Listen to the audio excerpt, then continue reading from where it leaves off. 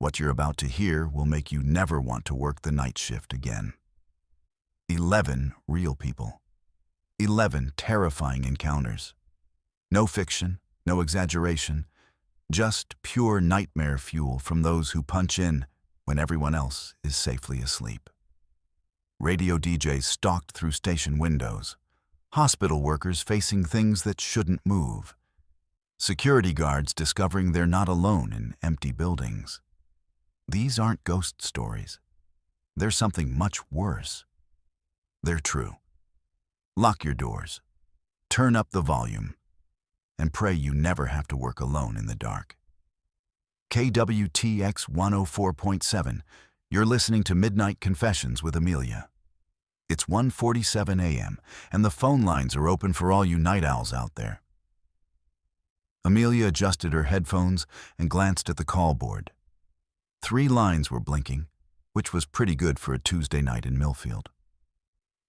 The small-town radio station had been her home for the past 2 years, ever since she'd graduated with a communications degree and couldn't find work in the city. The overnight shift paid decently, and honestly, she'd grown to love the solitude. There was something peaceful about being the voice that kept insomniacs and shift workers company through the darkest hours. The studio was on the 2nd floor of an old brick building downtown, with large windows that overlooked Main Street. During the day, you could see the coffee shops and antique stores that kept the town's tourism alive. But at night, the street was empty except for the occasional police cruiser or delivery truck. Amelia liked the view. It made her feel connected to the sleeping town below, like she was watching over everyone. "Let's take our first caller," she said into the microphone, pressing the button for line 1. "You're on the air." "Hi, Amelia, this is Mike." The voice was deep, slightly gravelly, like he'd been smoking for years. "I've been listening to your show for a while now." "Thanks, Mike. What's keeping you up tonight?" "Oh, the usual. Work stress can't seem to turn my brain off." There was a pause. "I really enjoy your voice, Amelia. It's very soothing." Something about the way he said her name made her skin crawl slightly, but she pushed the feeling aside. Late-night callers could be lonely, and sometimes they got a little too personal. It came with the territory. "Well, I'm glad I can help you relax. What kind of work do you do, Mike?" "I'm in security, night security. Like you, I'm awake when the rest of the world sleeps." Another pause, longer this time. Amelia, you look really pretty in that red sweater." Amelia's blood went cold. She was indeed wearing a red sweater, one she'd thrown on at the last minute because the station's heating was acting up again. Her eyes darted to the windows, but all she could see was the reflection of the studio lights against the dark glass. "I'm sorry. What did you say?" She managed, trying to keep her voice steady. "Your red sweater. It brings out your eyes. Though I have to say, you look tired tonight. Maybe you should get more sleep." Amelia's hand moved instinctively to the call end button, but she hesitated. Maybe he'd seen her earlier, around town. Millfield was small enough that everyone knew everyone, and she was relatively recognizable as the local DJ. She forced herself to laugh. "Well, Mike, that's the nature of the night shift, isn't it? We sacrifice our sleep schedules for the greater good." She was stalling, trying to think. "How do you know what I'm wearing?" "I told you, Amelia. Security work. I see everything." His voice had changed subtly, becoming more confident, almost predatory. "You really should close those blinds when you're working alone. Anyone could be watching." This time, Amelia didn't hesitate. She cut the call and immediately went to the windows, pulling down the old Venetian blinds with shaking hands. Her heart was pounding so hard she could hear it over the soft hum of the equipment. She looked down at the street, scanning the shadows between the streetlights, but saw nothing unusual. Maybe she was overreacting. Maybe he'd just made a lucky guess about the sweater. Red was a common color, and it was October. Lots of people wore red in October. She tried to convince herself as she settled back into her chair, but her hands were still trembling slightly as she queued up the next song. 30 minutes later, line 2 lit up. KWTX, you're on the air. Amelia. It was the same voice. Mike. You didn't have to hang up on me. That was rude. Mike, I'm going to have to ask you not to call back. We have guidelines about appropriate... You closed the blinds, he interrupted. But you left the one by the back door open, the one that faces the alley. Amelia's stomach dropped. The back door was at the far end of the hallway, near the bathroom. There was a small window there, one she'd never even thought about because it was so small and high up. But if someone was in the alley, if they had climbed onto the dumpster or brought a ladder... Who is this? She whispered. I told you, I'm Mike. I work security. And right now, I'm working on securing you. The line went quiet for a moment. Then, you should check that back window, Amelia. You might find it interesting. Against every instinct screaming at her to stay put, Amelia found herself walking down the hallway toward the back of the building. The corridor was dimly lit by a single fluorescent bulb that flickered occasionally, casting dancing shadows on the walls. Her footsteps echoed in the empty space, unnaturally loud in the silence. The window was exactly where she remembered it, a small rectangle of glass about 7 feet up the wall. She had to stand on her tiptoes to see out, and when she did, her legs nearly gave out beneath her. Written in the condensation on the outside of the glass, in letters that could only be seen from inside, was a message, "Beautiful show tonight." Amelia stumbled backward, her phone already in her hand, dialing 911. But as she pressed the call button, she heard something that made her blood freeze in her veins. The sound of a key turning in the back door lock. 911. What's your emergency? Someone's breaking into the radio station, Amelia whispered, backing toward the studio. KWTX on Main Street. I'm alone and someone's...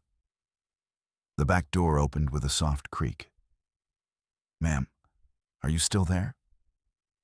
Amelia couldn't speak. She could hear footsteps in the hallway, slow and deliberate, moving toward the studio. She reached the studio door and slammed it shut, turning the lock just as the footsteps stopped right outside. A gentle knock. Amelia? Mike's voice, no longer coming through the phone, but through the door. Why don't you let me in? We were having such a nice conversation.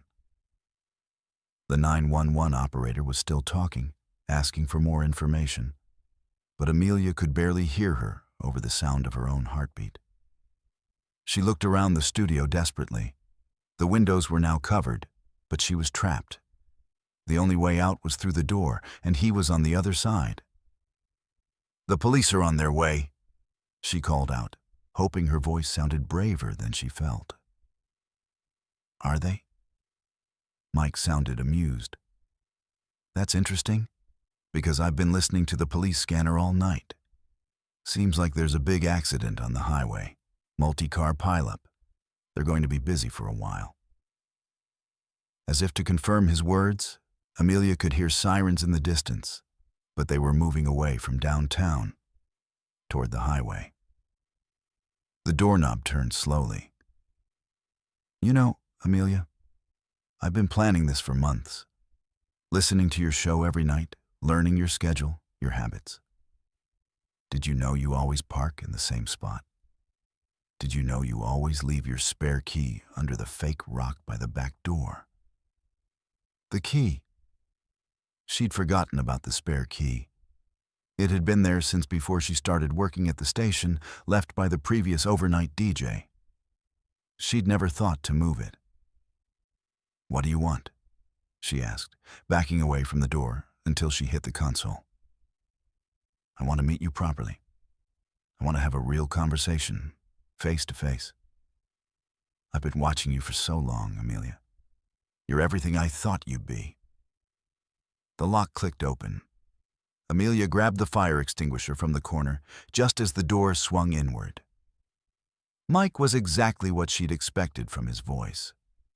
Tall, thin, probably in his 40s, with hollow cheeks and eyes that reflected the studio lights like an animal's.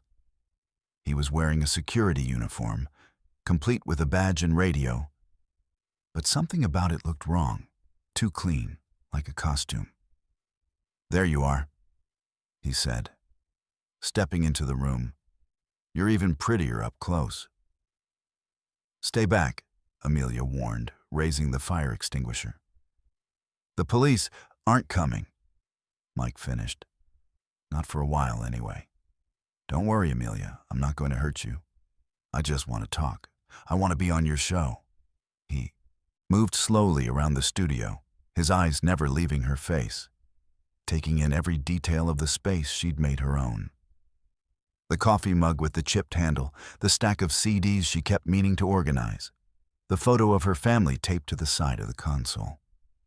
"Nice setup you have here," he said conversationally. "Very cozy. Very intimate." He reached over and flipped the microphone switch. The on-air light glowed red.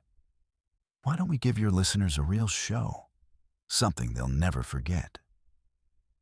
"Turn that off," Amelia demanded. But Mike was already settling into the guest chair across from her usual spot. "Good morning, night owls," he said into the microphone, his voice smooth and professional. "This is Mike, and I'm here with our lovely host Amelia for a very special segment of Midnight Confessions. Tell them how we met, Amelia." Amelia stared at him, the fire extinguisher still clutched in her hands. The red recording light seemed to pulse like a heartbeat, and she realized that whatever happened next would be broadcast live to anyone still listening. In a town like Millfield, that could be dozens of people. Maybe someone would hear and call for help. Or maybe Mike was counting on that. "We met," she said slowly, "when you started stalking me." Mike laughed, delighted.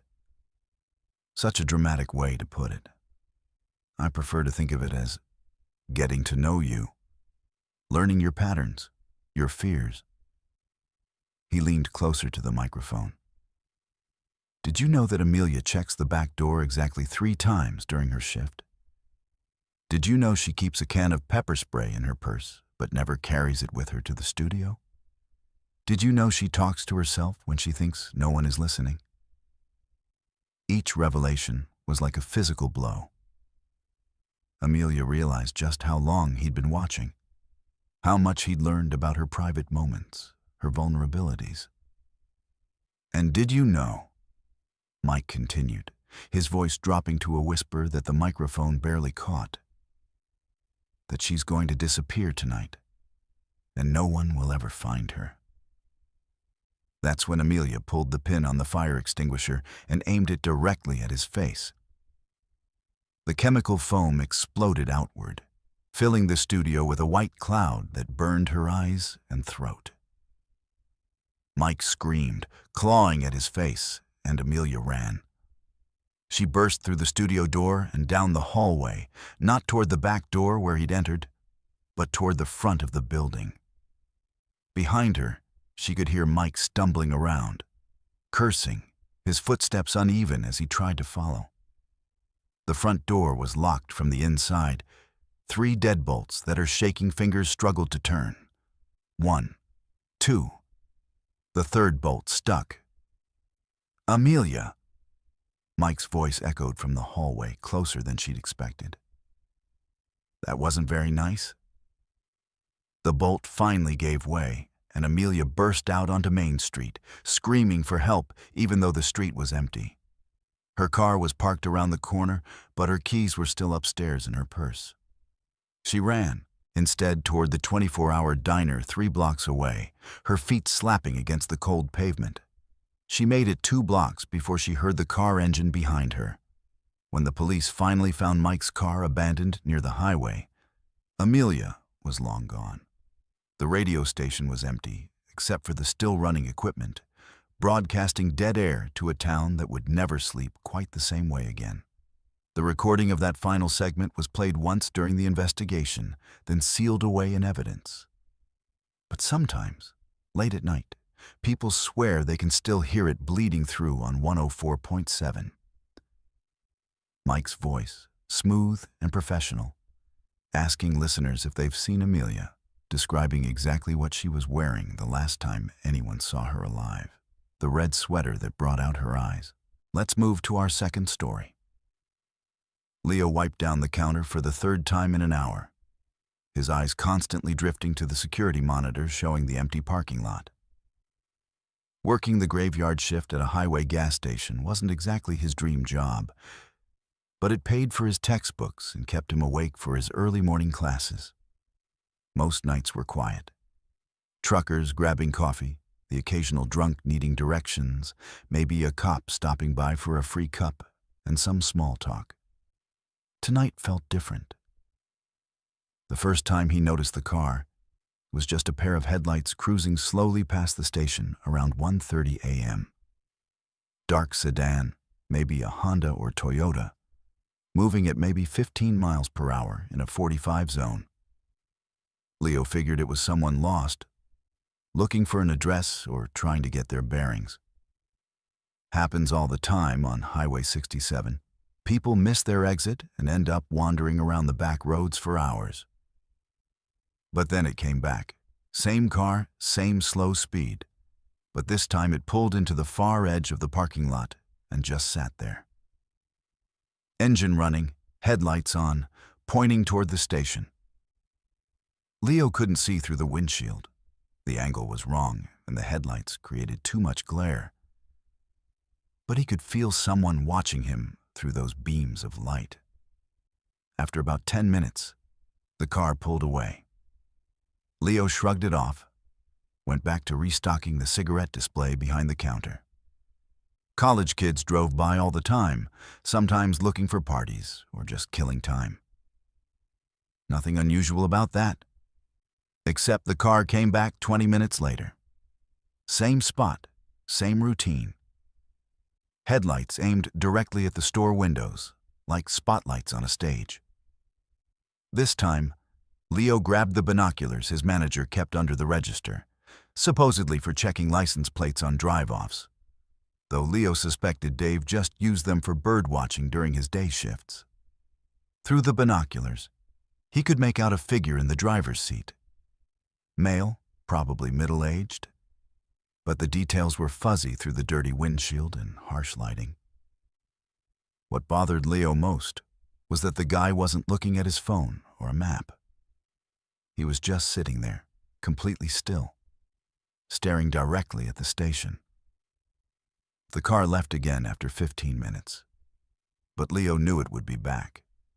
He started paying closer attention to the security monitors, switching between the different camera angles. The system was old, and the image quality was terrible, but it covered most of the lot and both entrances. When the car returned for the 4th time, around 2:45 a.m., it parked closer to the building, close enough that Leo could hear the engine idling through the glass doors. This time, the headlights went out, but the car stayed. Leo tried to look busy, organizing lottery tickets and cleaning the coffee machine, but his heart was beating faster now. He'd worked this shift for 8 months and had never seen anything like this. His phone showed no missed calls, no texts from friends who might be playing some kind of stupid prank. The highway was empty, except for an occasional semi-truck rumbling past in the distance. Leo was completely alone with whatever was happening in that parking lot. At 3:12 a.m., The car door opened.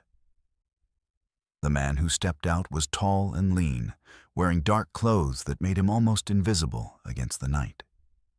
He moved with the careful, deliberate pace of someone who had planned every step. Leo watched through the monitor as the figure walked a slow circle around the entire building, disappearing from one camera and appearing on the next, like he was mapping the place. Leo's training kicked in. Dave had drilled him on robbery procedures during his first week. Keep calm. Don't be a hero. Give them whatever they want.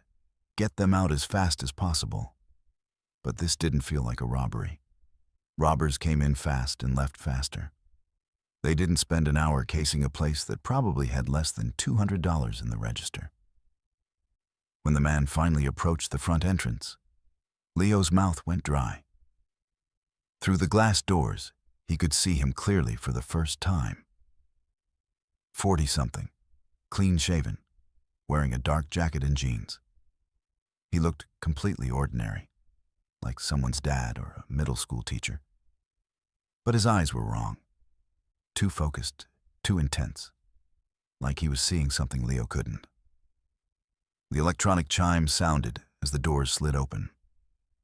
"Evening," the man said, his voice perfectly normal, even friendly. "Quiet night." "Yeah, pretty much," Leo replied, trying to keep his voice steady. "Can I help you with something?" "Just browsing." The man moved toward the snack aisles, but his eyes never stopped scanning the store. He was taking inventory, noting the locations of the cameras, the exits, the blind spots behind the tall shelving units. Leo had seen cops do the same thing, that automatic threat assessment that came from training or experience. But this guy wasn't a cop. "You work here alone?" the man asked, picking up a bag of chips and examining it like he'd never seen one before. "Most nights," Leo answered, immediately regretting it. Rule number 1 of working alone: never admit you're alone. That must get boring. Same routine every night, same people coming and going. The man moved to the beverage coolers, the fluorescent lights reflecting off the glass doors as he opened and closed them without taking anything. "You probably know everyone who stops by regularly. Truckers, locals, late-night commuters, I guess." Leo's hand drifted toward the panic button under the counter, the one connected directly to the sheriff's department. But the man wasn't threatening him, wasn't demanding money or acting aggressive. He was just talking. "I've been driving this route for weeks now," the man continued, moving closer to the counter. "Always see you here, always alone. Very dedicated employee." He smiled, but it didn't reach his eyes. "Very predictable schedule." The words hit Leo like a physical blow. This wasn't random. This wasn't someone passing through or looking for directions. This man had been watching him, studying him, learning his patterns. The slow drives past the station, the parking lot surveillance. It had all been preparation for this moment. "Look, if you're not buying anything," Leo started, but the man cut him off. "Oh, but I am buying something."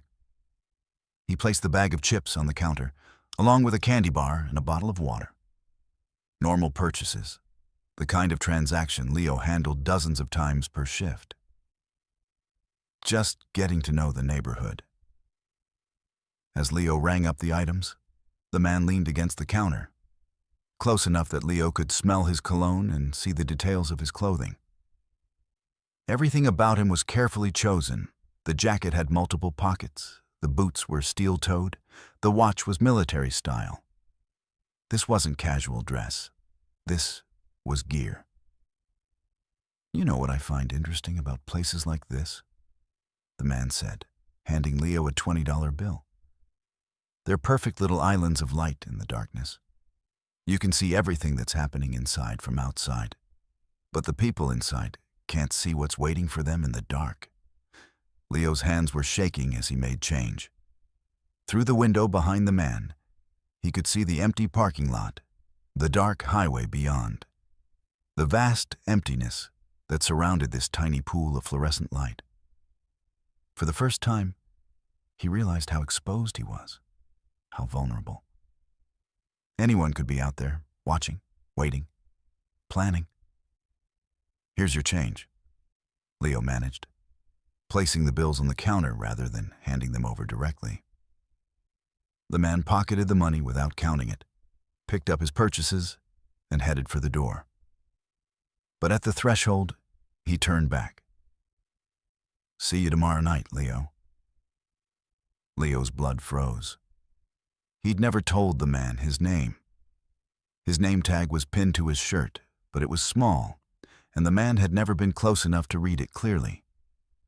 Unless he'd been watching Leo for much longer than just tonight. Unless he knew more about Leo than just his work schedule. The electronic chimes sounded as the doors closed, and Leo watched through the monitors as the man walked back to his car with the same deliberate pace. But instead of getting in and driving away, he stood beside the vehicle for a long moment, looking directly at the security camera mounted above the front entrance. He raised one hand in a small wave, then got in his car and left. Leo immediately called 911, but what could he tell them? A customer had made him uncomfortable? Someone had bought snacks and said goodbye? The dispatcher took his information and promised to have a patrol car swing by, but Leo could hear the skepticism in her voice. He sounded paranoid, jumpy, like a kid afraid of shadows. But Leo knew what he'd seen. The man's eyes when he'd said, "See you tomorrow night." The way he'd moved through the store like he was mapping it for future use. The careful selection of clothing and gear. This wasn't over. This was just the beginning. When Leo's replacement arrived for the morning shift, he was still sitting behind the counter, the baseball bat Dave kept in the back office now lying across his lap. He hadn't moved from that spot in 4 hours, hadn't even gone to the bathroom, because leaving the counter meant turning his back on those glass doors and the parking lot beyond. Leo quit that morning, walked out the door, and never came back. But sometimes, late at night when he's driving past Highway 67 on his way home from his new job at a 24-hour diner downtown, he sees a dark sedan parked at the edge of the gas-and-go parking lot. Just sitting there, engine running, headlights pointed at the windows where someone else now works the graveyard shift alone. And Leo knows that the man is still out there, still watching, still waiting for the perfect moment to finish whatever he started that night. Because some customers don't just buy snacks and leave. Some customers are shopping for something else entirely. Something that can't be found on the shelves. Let's move to our third story. The basement of St. Mary's General Hospital was a place most people tried never to think about. 3 floors below the bustling emergency room and the cheerful pediatric ward, past the laundry facilities and the storage rooms filled with medical supplies, lay the morgue. It was a necessary part of the hospital ecosystem, but one that existed in careful isolation from the world of the living above. Marcus Rivera had been working as a night morgue technician for 6 months, and he'd grown comfortable with the solitude. The job paid well for someone with just a 2-year mortuary science degree, and the overnight shift meant he rarely had to deal with grieving families or curious medical students. Most nights, his duties were simple. Maintain the refrigeration units, complete paperwork for pending autopsies, and ensure that the deceased were properly stored and cataloged. The morgue could hold 12 bodies in individual refrigerated drawers, each one temperature-controlled and equipped with a secure locking mechanism. The system was state-of-the-art, installed just 2 years ago after the old units had finally given out. Everything was computerized now, with digital displays showing the temperature and status of each compartment. It was efficient, reliable, and designed to eliminate human error. Which was why Marcus was so confused when drawer 7 kept opening. It started on a Tuesday night around 2:30 a.m. Marcus was updating intake records on his computer when he heard the familiar mechanical hum of a drawer extending. He looked up from his desk to see drawer 7 sliding open, its steel surface gleaming under the harsh fluorescent lights. The computer screen showed all systems normal. No alerts, no mechanical failures indicated. Marcus walked over and checked the drawer. Empty, as expected. They'd had a light week and were only storing 4 bodies total, none of them in compartment 7. He pushed the drawer closed until he heard the satisfying click of the locking mechanism engaging, then returned to his paperwork. 20 minutes later, it happened again. Same drawer, same slow mechanical extension, same soft hum of the motors. This time, Marcus checked the computer logs more carefully. According to the system, drawer 7 had never opened. No commands had been issued, no temperature fluctuations detected, no error codes generated. As far as the computer was concerned, nothing had happened. But Marcus had seen it with his own eyes. He called maintenance, left a voicemail about a possible malfunction in Unit 7. Then he wedged a pen between the drawer and the frame, just enough to prevent it from extending fully if something triggered it again. The pen would fall out if the drawer tried to open, giving him physical evidence that he wasn't imagining things. An hour later, he found the pen on the floor and drawer 7 extended 6 inches from its housing. Marcus spent the rest of his shift running diagnostics on the system, checking electrical connections, examining the mechanical components he could access. Everything appeared normal. The drawer responded correctly to manual commands, the temperature remained stable, and the locking mechanism engaged properly when closed. But twice more before dawn, the drawer opened on its own. The maintenance crew arrived the next afternoon and spent 3 hours examining Unit 7. They found nothing wrong.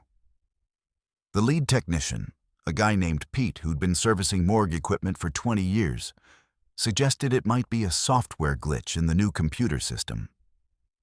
These things happen sometimes with digital controls, phantom commands generated by electromagnetic interference or corrupted memory. Happens more than you'd think, Pete assured Marcus. We'll update the firmware and run a full system calibration. Should fix whatever's causing the ghost in the machine. But Marcus knew this wasn't a software problem. Because on Wednesday night, when drawer 7 opened for the 5th time, he'd been staring directly at the computer screen. No commands had been issued. No error messages appeared. According to the digital readout, drawer 7 remained securely closed even as Marcus watched it slide open 6 inches, pause for exactly 30 seconds, then slowly retract. That's when Marcus decided to check the security footage. St. Mary's had cameras throughout the hospital, including one in the morgue positioned to monitor the main work area. The system kept digital recordings for 30 days before automatically deleting them to make space for new footage. Marcus had access to the morgue camera as part of his security clearance. Sometimes families or attorneys requested verification of proper handling procedures, so the technicians needed to be able to review relevant footage.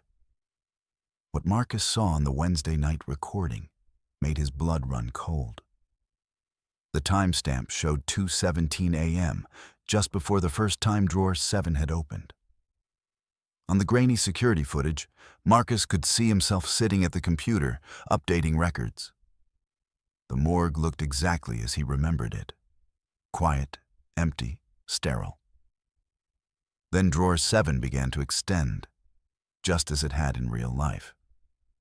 But on the security camera, the drawer wasn't empty. There was a shape inside it. Human-sized, covered by what appeared to be a standard morgue sheet, but clearly occupied. Marcus watched his recorded self walk over to the drawer, look inside and close it again. But in the recording, his past self's expression was different than he remembered. Instead of confusion, his face showed recognition, even acknowledgement, like he was looking at someone he knew. Marcus rewound the footage and watched it again. Same result. According to the security camera, drawer 7 contained a body that Marcus had somehow failed to see or remember. A body that had been pulling itself partially out of storage over and over again throughout the night. Marcus checked the intake logs, cross-referenced them with the morgue inventory system, even called the day shift supervisor to verify the current occupancy. 4 bodies total, stored in drawers 1, 3, 8, and 11. Drawer 7 was empty and had been empty for over a week. But the security footage told a different story. Thursday night, Marcus arrived for his shift with a plan. He set up his personal laptop with a direct view of drawer 7, started recording with a built-in camera. If something was wrong with the hospital's security system, if there was some kind of digital corruption affecting the footage, his own recording would show the truth. The first opening occurred at 1:45 a.m. Marcus watched it happen in real time. Drawer 7 extending slowly, staying open for exactly 30 seconds, then retracting. His laptop camera captured everything perfectly. Empty drawer, mechanical malfunction, nothing more. But when Marcus reviewed the hospital security footage from that same time period, he saw the impossible again. A body in the drawer, covered by a sheet, and his own face showing that strange expression of recognition as he approached to close it. In the security footage, the body sat up as Marcus approached. Marcus stumbled backward from the computer, his chair rolling across the tile floor until it hit the wall. On the screen, his recorded self was having a conversation with the figure in the drawer. He appeared calm, even friendly, nodding and gesturing like he was catching up with an old friend. The conversation lasted for several minutes before the figure lay back down and Marcus closed the drawer. Marcus had no memory of any conversation. He remembered checking an empty drawer and feeling confused about the mechanical malfunction. But according to the security camera, he'd spent 10 minutes talking to someone who shouldn't have been there. Someone who, according to every official record, wasn't there. Marcus fast-forwarded through the rest of the night's footage. Each time drawer 7 opened, the same scene played out. The body would sit up. Marcus would approach. They would have a brief interaction. Then the drawer would close. But Marcus's memory of each incident involved only an empty drawer and growing frustration with the malfunctioning equipment. That's when Marcus realized the most terrifying possibility of all. What if drawer 7 wasn't malfunctioning? What if it was being opened from the inside? And what if Marcus's memory of those interactions was being somehow suppressed or altered? What if he was having conversations with the dead and forgetting them immediately afterward? Marcus pulled up the intake records for the past month, looking for anyone who might have been stored in drawer 7. 3 weeks ago, a John Doe had been brought in from a car accident on Highway 67. Mid-30s, no identification, no family to claim the body. He'd been stored in drawer 7 for 5 days while the police investigated, then transferred to the county morgue when St. Mary's needed the space. Marcus found the transfer paperwork, but something was wrong with it. The signature section was blank. The county morgue had no record of receiving the body. And when Marcus called the day shift supervisor who had supposedly handled the transfer, the man claimed no knowledge of any John Doe from a Highway 67 accident. It was as if the body had simply vanished from the records, erased from official memory, just as Marcus's conversations with him were being erased from personal memory. Friday night. Marcus came to work with a digital voice recorder hidden in his shirt pocket. If he was having conversations, he couldn't remember. At least, he could document them. He also brought a printed copy of John Doe's original intake photo, the one taken when the body first arrived. When drawer 7 opened at 2:22 a.m., Marcus was ready. He approached the drawer as he had every night that week, but this time he forced himself to really look, to see past whatever was making him forget. And there, lying on the cold steel surface, was the man from the photograph. Exactly as he'd appeared 3 weeks ago, unchanged by time or decomposition. The man's eyes opened when Marcus leaned over the drawer. "Hello, Marcus," the corpse said, its voice dry and hollow, but perfectly clear. "Thank you for not giving up on me." Marcus's hand went instinctively to the voice recorder, making sure it was still running. "Who are you?" "You know who I am. You've seen my file." The dead man sat up slowly, the morgue sheet falling away from his gray skin. "Car accident on Highway 67. But it wasn't an accident, Marcus. Someone ran me off the road, left me to die in that ditch." "Why are you telling me this?" "Because you're the only one who can still see me. The only one who remembers, even for a little while." The corpse swung its legs over the side of the drawer, feet touching the cold tile floor. "They tried to erase me completely, remove my body, delete my records, make it like I never existed. But some part of me is still here, still fighting to be remembered." Marcus looked around the morgue, suddenly understanding. "The security footage. You're not really there. I'm not really talking to you. Aren't you?"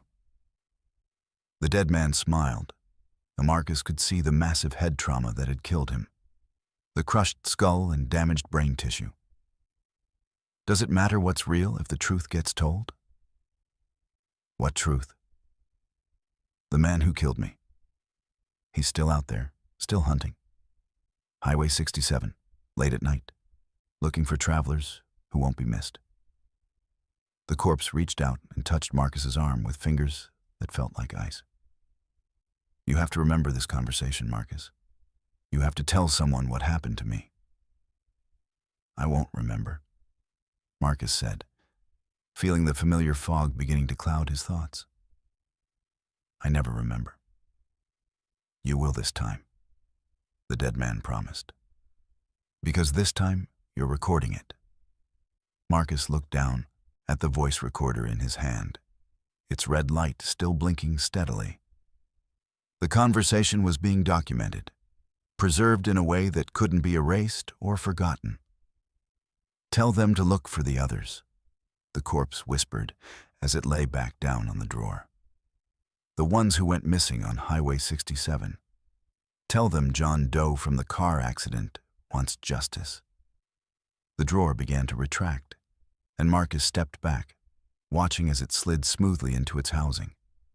The mechanical hum faded to silence, and the morgue returned to its normal state of sterile quiet. But this time, Marcus didn't forget. When he played back the voice recording later that morning, he expected to hear only his own voice talking to empty air. Instead, he heard every word of the conversation exactly as he remembered it. The dead man's voice, hollow and desperate, pleading for justice. The details about Highway 67, about being run off the road, about other missing travelers.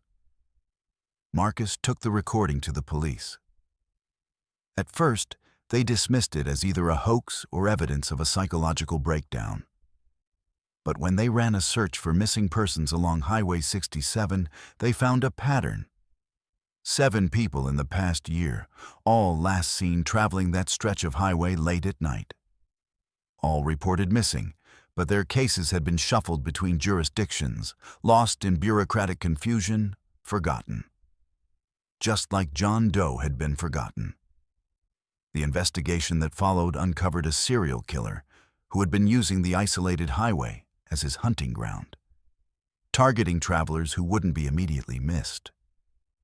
The man was finally caught when police set up a sting operation based on John Doe's description of the killer's methods. Marcus never saw the corpse again after that final conversation. Drawer 7 never opened on its own anymore, and the security footage returned to normal. But sometimes, when he's working alone in the morgue late at night, Marcus can feel a presence watching him from the empty drawers. Not threatening or malevolent, but grateful. The presence of the dead who know that someone, finally, is listening to their stories. And Marcus has learned that sometimes the most important conversations you'll ever have are with people who are supposed to be silent forever. Let's move to our fourth story. David Martinez had been cleaning the Meridian Financial Tower for 3 years, and he thought he knew every sound the building made. The hum of the HVAC system cycling on and off, the ping of elevator doors opening on empty floors, the occasional creak of steel and concrete settling as the temperature dropped during the night hours. After midnight, the 40-story building became his domain, a vertical city of empty offices and darkened conference rooms that he navigated with the efficiency of long practice. But lately, the building had been making new sounds. It started about 2 weeks ago on the 32nd floor, home to Hartwell and Associates, a mid-sized accounting firm. David was emptying trash cans in the cubicle maze when he heard it, the distinctive clicking of computer keyboards. Not just 1 or 2 keys being pressed accidentally, but the steady rhythm of someone typing, the sound echoing through the darkened office space. David stopped pushing his cart and listened. The typing continued for maybe 30 seconds, then stopped abruptly. He walked toward the sound, following the maze of cubicles toward the back corner of the floor. All the computers were shut down, their monitors dark, the workstations neat and organized, just as the employees had left them hours earlier. David shrugged it off. Old buildings made strange sounds, especially at night when the temperature differential put stress on the structure. Maybe it was pipes settling, or the building's steel frame adjusting to the cooler air. He'd worked enough night shifts to know that isolation and silence could make your imagination run wild. But the next night, it happened again.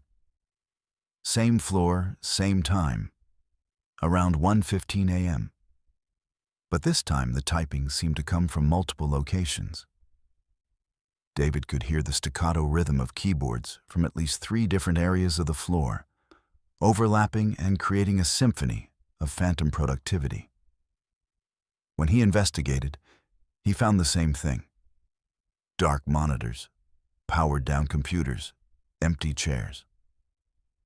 On the 3rd night, David brought a flashlight and moved more carefully through the Hartwell and Associates office.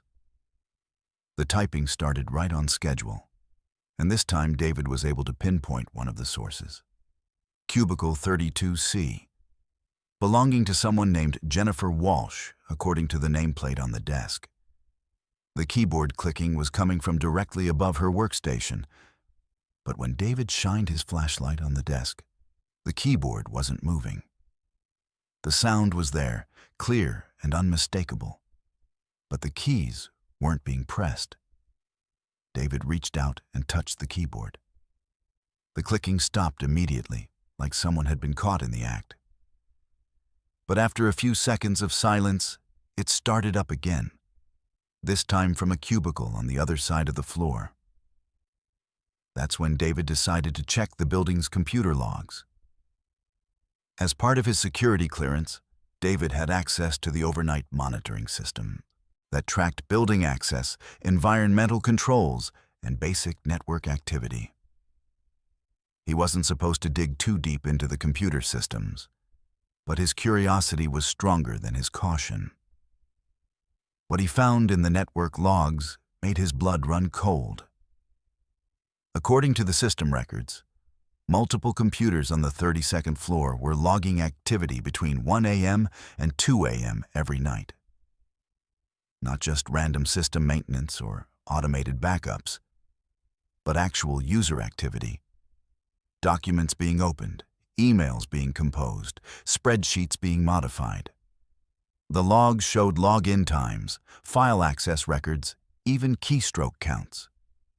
But according to the building's physical access system, no one had badged into the 32nd floor after 6:30 p.m. for the past 2 weeks. David cross-referenced the computer activity with the employee directory. The accounts showing overnight usage belonged to Jennifer Walsh, Marcus Chen, Sandra Rodriguez, and Thomas Mitchell, 4 Hartwell and Associates employees who, according to the company's HR records, had all died in a car accident 3 weeks earlier. They'd been driving back from a client meeting in another city when their vehicle hit black ice and went off a mountain highway. All 4 were killed instantly. The funeral had been held on a Friday. David remembered because building management had sent flowers and closed the 32nd floor for the day as a mark of respect. But apparently, someone had forgotten to tell the dead employees that they didn't need to come to work anymore. David spent the rest of that night researching everything he could find about the 4 deceased workers.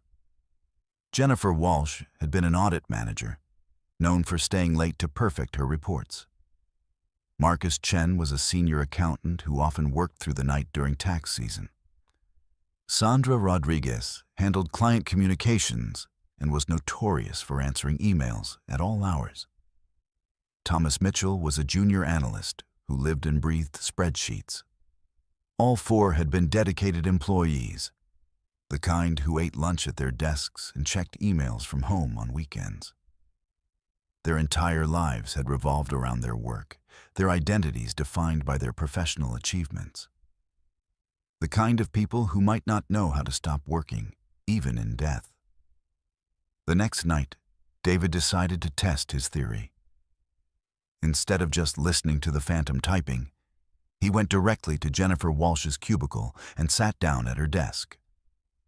The computer was shut down, the monitor dark, but David could feel a presence in the empty chair beside him.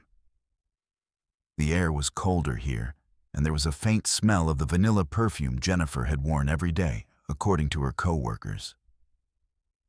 "Jennifer," David whispered into the darkness. "Are you here?" The typing sound stopped throughout the entire floor.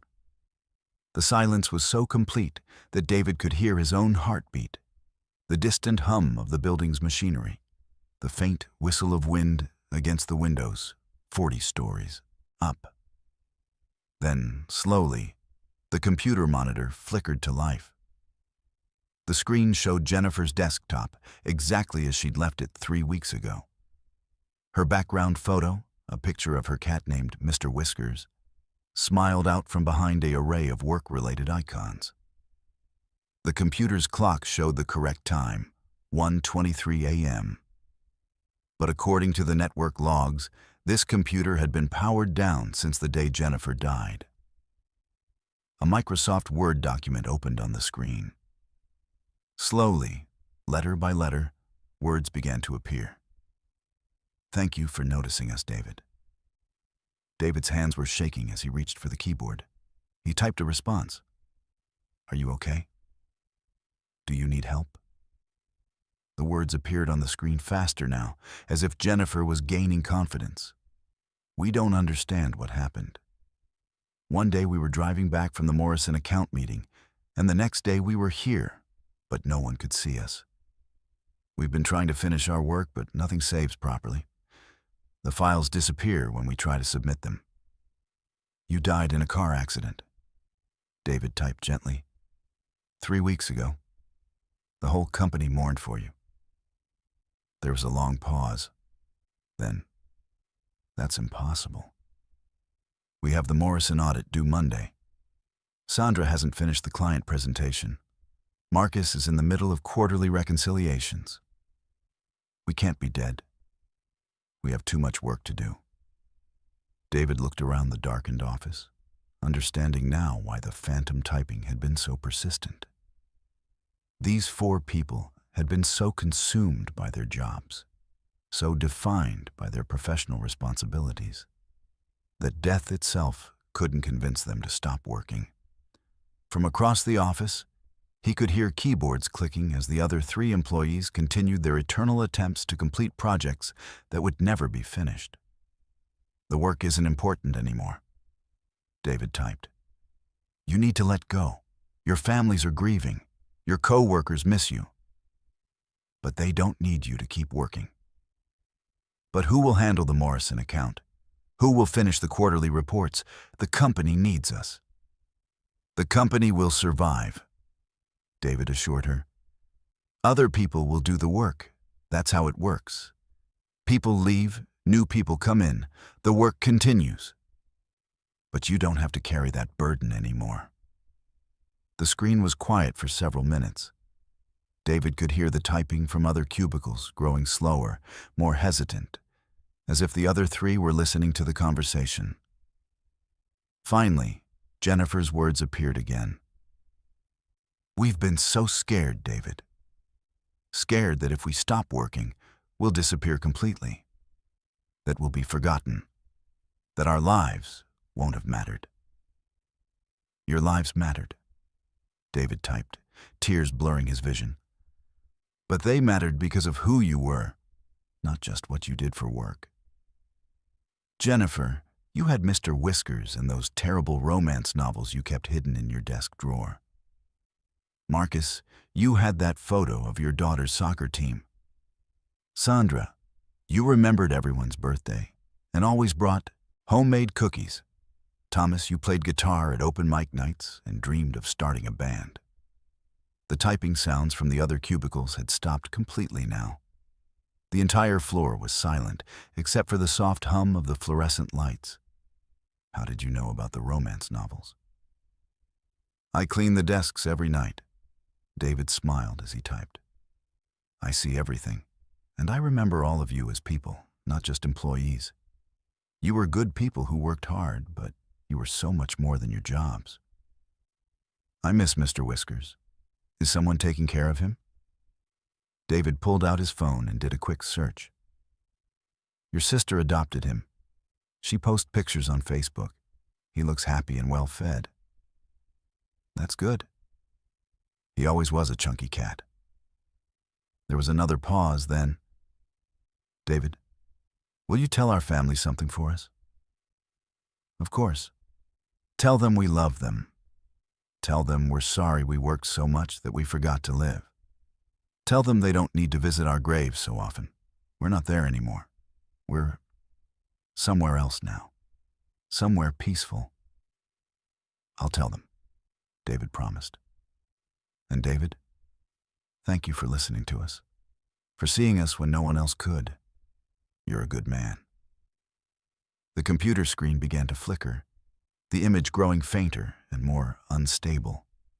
One by one, the other computers on the floor powered up, their screens glowing in the darkness.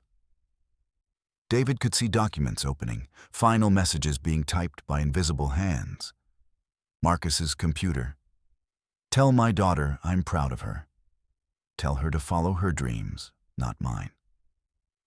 Sandra's computer. "My cookies recipe is in my desk. Share it at the office parties. Food brings people together." Thomas's computer. "Keep making music. The world needs more songs, not more spreadsheets." The messages remained on the screens for exactly 1 minute. Then all 4 computers shut down simultaneously. The monitors went dark, the hard drive spun down, and the phantom typing sounds ceased forever. David sat in the darkness for a long time, surrounded by the empty cubicles and silent workstations. The building felt different now, not haunted or oppressive, but peaceful. Like a weight had been lifted, a burden finally set aside. The next morning, David called in sick and spent the day tracking down the families of the 4 deceased employees. He delivered their final messages, shared the small personal details that proved their loved ones had been more than just their jobs. The conversations were difficult, but necessary, bringing closure to people who had been struggling to understand their losses. Jennifer's sister cried when David told her about Mr. Whiskers and the romance novels. Marcus's daughter laughed through her tears when she heard about her father's pride in her independence. Sandra's husband smiled when David mentioned the cookie recipe. Thomas's bandmates were amazed to learn he'd been thinking about music even in death. David never heard the phantom typing again. The 32nd floor returned to its normal, nighttime quiet, with only the usual building sounds to keep him company as he cleaned. But sometimes, when he was emptying the trash cans in the Hartwell and Associates office, he would pause at the 4 empty cubicles and whisper a quiet "good night" to the spaces where dedicated employees had once worked themselves to death.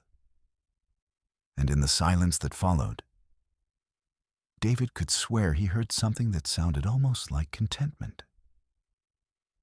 The peaceful quiet of people who had finally learned that sometimes the most important thing you can do is simply rest. The building logs never showed unauthorized computer activity again. But Human Resources reported that productivity in the Hartwell and Associates office had somehow improved, with employees leaving work on time and taking their vacation days. As if the tragedy of their co-workers' deaths had taught everyone a valuable lesson about the difference between working to live and living to work. Some lessons, David realized, are too important to stay buried with the dead. Let's move to our 5th story. Elena Rodriguez had always loved the smell of fresh bread. But at 3:17 a.m. in the basement of Sunrise Bakery, surrounded by industrial ovens that glowed like hungry mouths in the darkness, even the most comforting aromas couldn't shake the feeling that something was terribly wrong. She'd been working the overnight shift for 8 months, arriving at 2:30 a.m. to begin the day's first batch of artisan loaves and pastries that would be ready when the bakery opened at 7 a.m. It was solitary work. Just her and the massive mixers, the proof boxes, and the bank of ovens that could bake 60 loaves at a time. Most nights, she enjoyed the peace and the satisfaction of creating something beautiful in the pre-dawn hours while the rest of the city slept. But tonight, someone had been living in her sanctuary. Elena first noticed it when she went to the storage room to retrieve flour. The 50-pound bags were arranged differently than she'd left them the night before, stacked to create a small enclosed space in the back corner. When she moved them aside to investigate, she found a makeshift bed, old bakery towels folded into a pillow, a tattered blanket that looked like it had been stolen from a donation bin, and a collection of empty food containers. Someone had been sleeping here, eating here, making themselves at home in the commercial bakery's storage area. Elena's first instinct was to call the police, but she hesitated. The bed looked like it belonged to someone desperate, not dangerous. The food containers were from the bakery's day-old items that would have been thrown away anyway. Whoever was living here wasn't stealing valuable inventory. They were surviving on scraps. But as Elena explored the storage room more carefully, she found things that made her reconsider her sympathy. Photographs, dozens of them, printed on regular copy paper and taped to the walls in the dark space behind the flour bags. Pictures of Elena working through the bakery's windows, taken from the alley outside. Pictures of her arriving for work, leaving in the morning, even some that appeared to have been taken inside the bakery while she worked alone. Elena's hands shook as she examined the photos. Some were recent, from just a few days ago. Others looked older, maybe from when she'd first started working the overnight shift. This person hadn't just recently started living in the storage room. They'd been watching her for months, documenting her routines, studying her habits. At the bottom of the photo collection, Elena found a notebook filled with handwritten entries. Pages and pages of observations about her work schedule, her personal habits, even details about her life outside the bakery.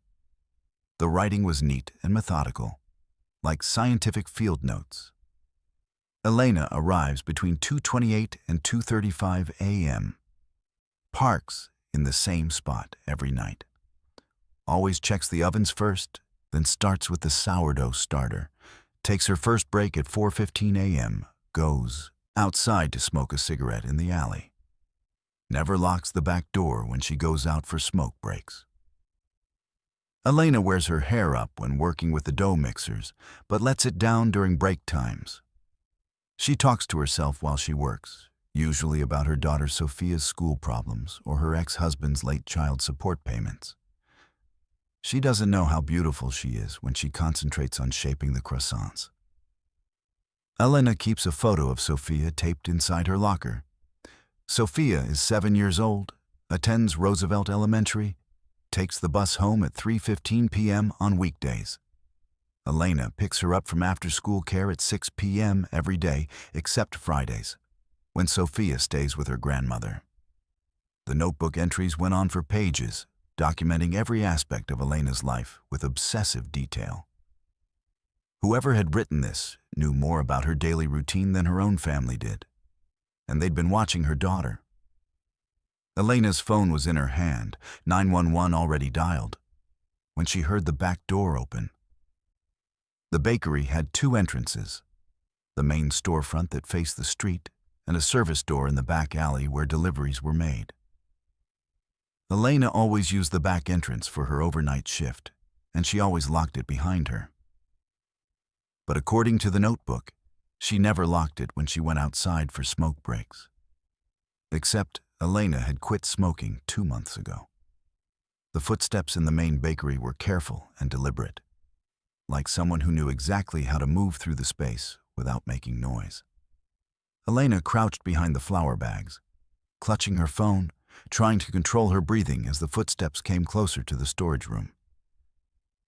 Elena. The voice was male, middle-aged, surprisingly gentle. I know you're here. I saw the lights on.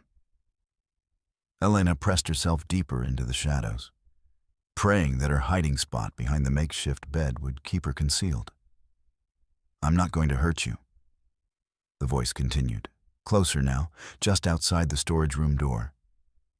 I just want to talk. I've been wanting to meet you properly for so long. Through a gap between the flour bags, Elena could see a figure silhouetted in the storage room doorway. Tall, thin, wearing dark clothes that helped him blend into the shadows. He had something in his hand, a flashlight or maybe a weapon, she couldn't tell. I know this looks bad, the man said, stepping into the storage room. The photos, the notebook. But I want you to understand that everything I've done has been out of love. I've been protecting you, Elena, watching over you while you work alone in this dangerous neighborhood. He moved deeper into the storage room, and Elena could see his face now in the dim light from the main bakery. He looked like someone's father or uncle, completely ordinary, the kind of person you'd pass on the street without a second glance, which somehow made him more terrifying than if he'd looked like a monster. I know about your ex-husband, he continued, his voice taking on an intimate tone that made Elena's skin crawl. I know he hasn't been paying child support. I know you've been struggling to make ends meet, working this overnight job so you can be home when Sophia gets out of school. You're such a good mother, Elena. Such a strong woman. The man was getting closer to her hiding spot, following a systematic search pattern through the storage room. Elena realized he would find her within minutes unless she did something. I can help you, he said, his voice now uncomfortably close. I have money saved up. I could take care of you and Sophia. We could be a family. I know you're lonely, Elena. I see how sad you look sometimes when you think no one is watching. But someone had been watching. This man had been watching her for months, learning her vulnerabilities, planning for this moment when he would reveal himself and expect her to be grateful for his twisted version of protection. Elena looked at her phone. The call to 911 was still connected, but she'd never pressed send.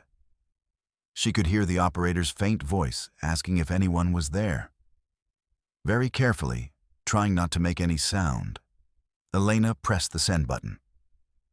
911, what's your emergency? Sunrise Bakery, Elena whispered as quietly as possible. Someone broke in. He's been stalking me. Ma'am, I can barely hear you. Can you speak louder? Elena? The man's voice was sharp now, suspicious. Who are you talking to? Elena burst from her hiding spot and ran toward the storage room door, but the man was faster. He grabbed her arm as she passed, his grip surprisingly strong for someone who looked so ordinary. You called the police, he said, and for the first time, his voice carried real anger. That was a mistake, Elena. I was trying to do this the nice way. Elena twisted in his grip and kicked him in the shin, breaking free long enough to reach the main bakery area. But he was right behind her, and the space that had always felt like her personal sanctuary now felt like a maze designed to trap her. The industrial mixers and work tables that she navigated with ease during normal operations now became obstacles as she tried to reach the front door. Behind her, she could hear the man moving with the confidence of someone who had spent hours studying the layout of the bakery. You can't run from me forever, Elena, he called out. I know this place better than you do. I know all your hiding spots. Elena reached the front counter and grabbed the landline phone, but the man appeared beside her before she could dial. He yanked the phone cord from the wall and smiled at her with the patient expression of someone explaining something to a slow child. The police won't get here in time, he said calmly. And even if they do, what are they going to arrest me for? I haven't hurt you. I haven't stolen anything. I've been homeless, sleeping in an unused storage room, trying to survive. It's not a crime, Elena. He was right, and they both knew it. The photos and the notebook were creepy, but they might not be enough to prove stalking in court. He'd been careful, staying just on the legal side of obsession. But Sophia, Elena said, desperation creeping into her voice. You wrote about my daughter. You know her schedule, her school. I was protecting her too, the man replied. Do you know how dangerous it is for a little girl to walk home alone? Do you know what kinds of people are out there waiting to hurt innocent children? I've been watching Sophia's route home from school, making sure she's safe. The casual way he mentioned watching her 7-year-old daughter made Elena's vision blur with rage. This man had been stalking her child, following Sophia to and from school, and he had the audacity to frame it as protection. Elena grabbed a rolling pin from the counter and swung it at the man's head, but he caught her wrist easily. Now, that wasn't very nice, he said, twisting her arm until she dropped the makeshift weapon. I'm trying to have a civilized conversation with you, Elena. I'm trying to explain how much I care about you and Sophia, how I can make your lives better. That's when Elena remembered the industrial ovens. The bakery's main ovens were designed to reach temperatures over 500 degrees Fahrenheit, and she'd preheated them before discovering the intruder. They were now hot enough to bake bread, which meant they were hot enough to cause serious injury. Elena pretended to stumble backward, drawing the man closer to the bank of ovens. He followed her, still talking in that calm, reasonable voice about how he could provide for her family, how they could be happy together.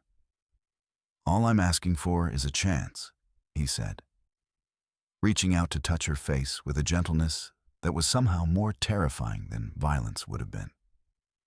Let me show you how good I can be to you.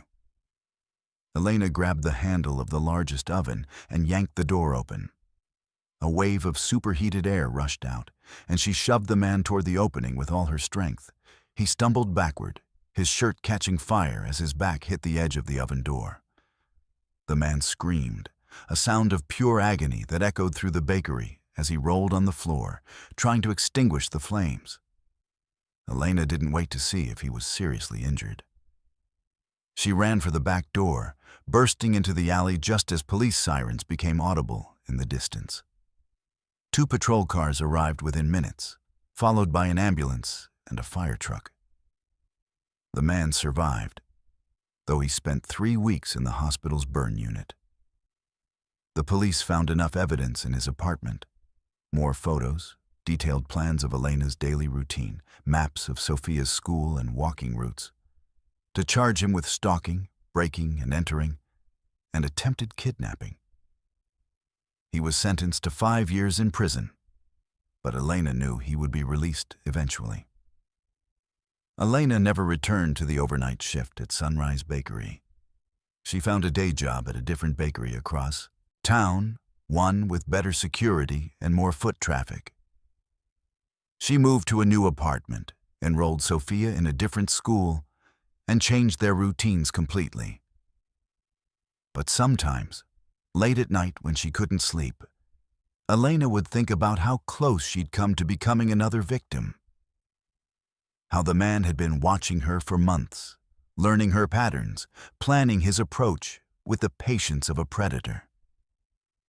And she would remember the most chilling part of the whole experience: how normal he'd looked, how reasonable he'd sounded, how easily he could have been mistaken for a concerned neighbor or a helpful stranger. The kind of person who could be anyone, anywhere, watching from the shadows and waiting for the perfect moment to reveal themselves. Elena installed security cameras around her new home and taught Sophia never to walk anywhere alone, because she'd learned that the most dangerous predators aren't the ones who look like monsters. They're the ones who look like everyone else, who blend into the background until the moment they decide to step into the light. And by then, it's almost always too late to run. Let's move to our 6th story. Jake Morrison had worked security for 12 years, but nothing had prepared him for the Westfield shopping center after dark. The mall had been closed for 18 months, a casualty of online shopping and changing consumer habits. But the property management company still required overnight security to prevent vandalism and copper theft. It was easy money for what should have been a simple job. Walk the perimeter every 2 hours, check the anchor store entrances, make sure no one was breaking in to strip the place for scrap metal. The problem was that the mall didn't want to stay empty. Jake first noticed it during his 2nd week on the job. He was doing his 2 a.m. rounds through the main concourse when he heard the distinctive sound of the old fountain in the center court. Not running water, the fountain had been drained and the pumps shut off months ago. But the musical chimes that used to play when the water feature was operational. A soft, tinkling melody that had once provided ambient sound for shoppers now echoed through the empty corridors like a ghost of better times. Jake investigated with his flashlight. But the fountain was exactly as he'd left it. Dry, silent, covered with a tarp to prevent debris from accumulating in the basin. No water, no pumps running, no source for the music he'd clearly heard just moments before. But as he stood there in the empty court, surrounded by the dark storefronts and their security gates pulled down like closed eyelids, Jake could swear he heard something else. Voices, distant and indistinct, like the murmur of conversation from a crowded food court. The kind of background noise that used to fill this space when it was alive with shoppers and families and teenagers hanging out after school. Jake pulled out his radio to call it in. But what would he say? That he was hearing phantom conversations in an abandoned mall? That the broken fountain was playing music that couldn't physically be produced? His supervisor would think he was losing his mind, or worse, that he was drinking on the job. So Jake kept quiet and finished his rounds, telling himself it was just his imagination filling in the silence with memories of what the place used to sound like. But the next night, it happened again. This time, it wasn't just the fountain and voices. As Jake walked through the main corridor, the overhead lights began turning on in sequence ahead of him, illuminating storefronts one by one as if the mall was waking up to welcome a visitor. Behind him, the lights turned off in the same orderly fashion, leaving him walking through a small pool of illumination that moved with him like a spotlight. Jake stopped walking, and the lights stopped turning on. He took 3 steps backward, and 3 lights behind him flickered back to life. It was as if the building was responding to his presence, coming alive to accommodate his patrol route.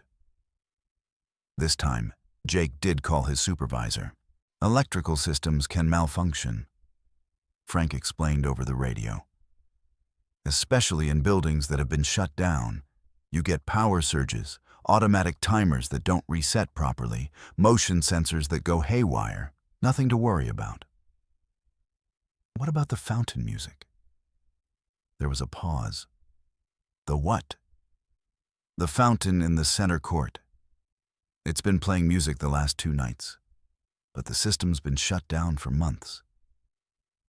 "Jake, are you feeling okay?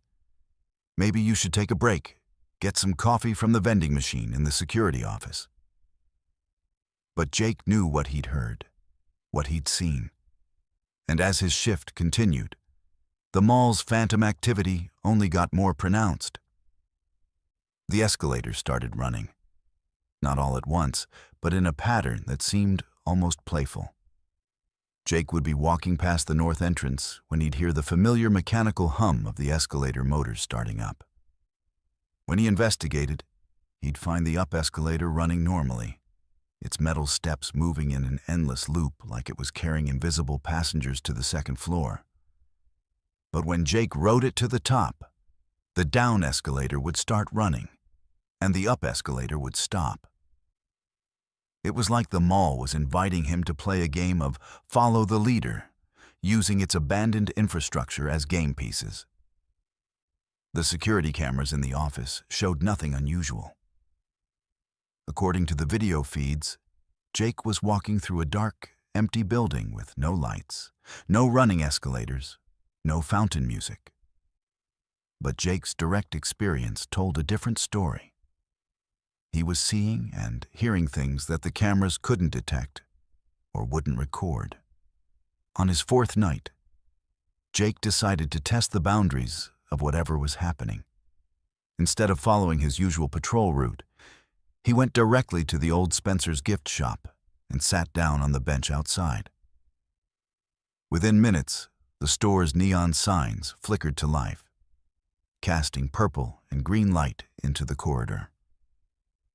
The music system activated, playing the kind of alternative rock that Spencer's had always used to attract teenage customers.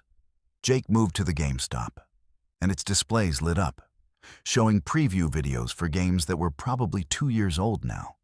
The electronics boutique across the way responded by turning on its sound system, creating a cacophony of competing advertisements and demo tracks.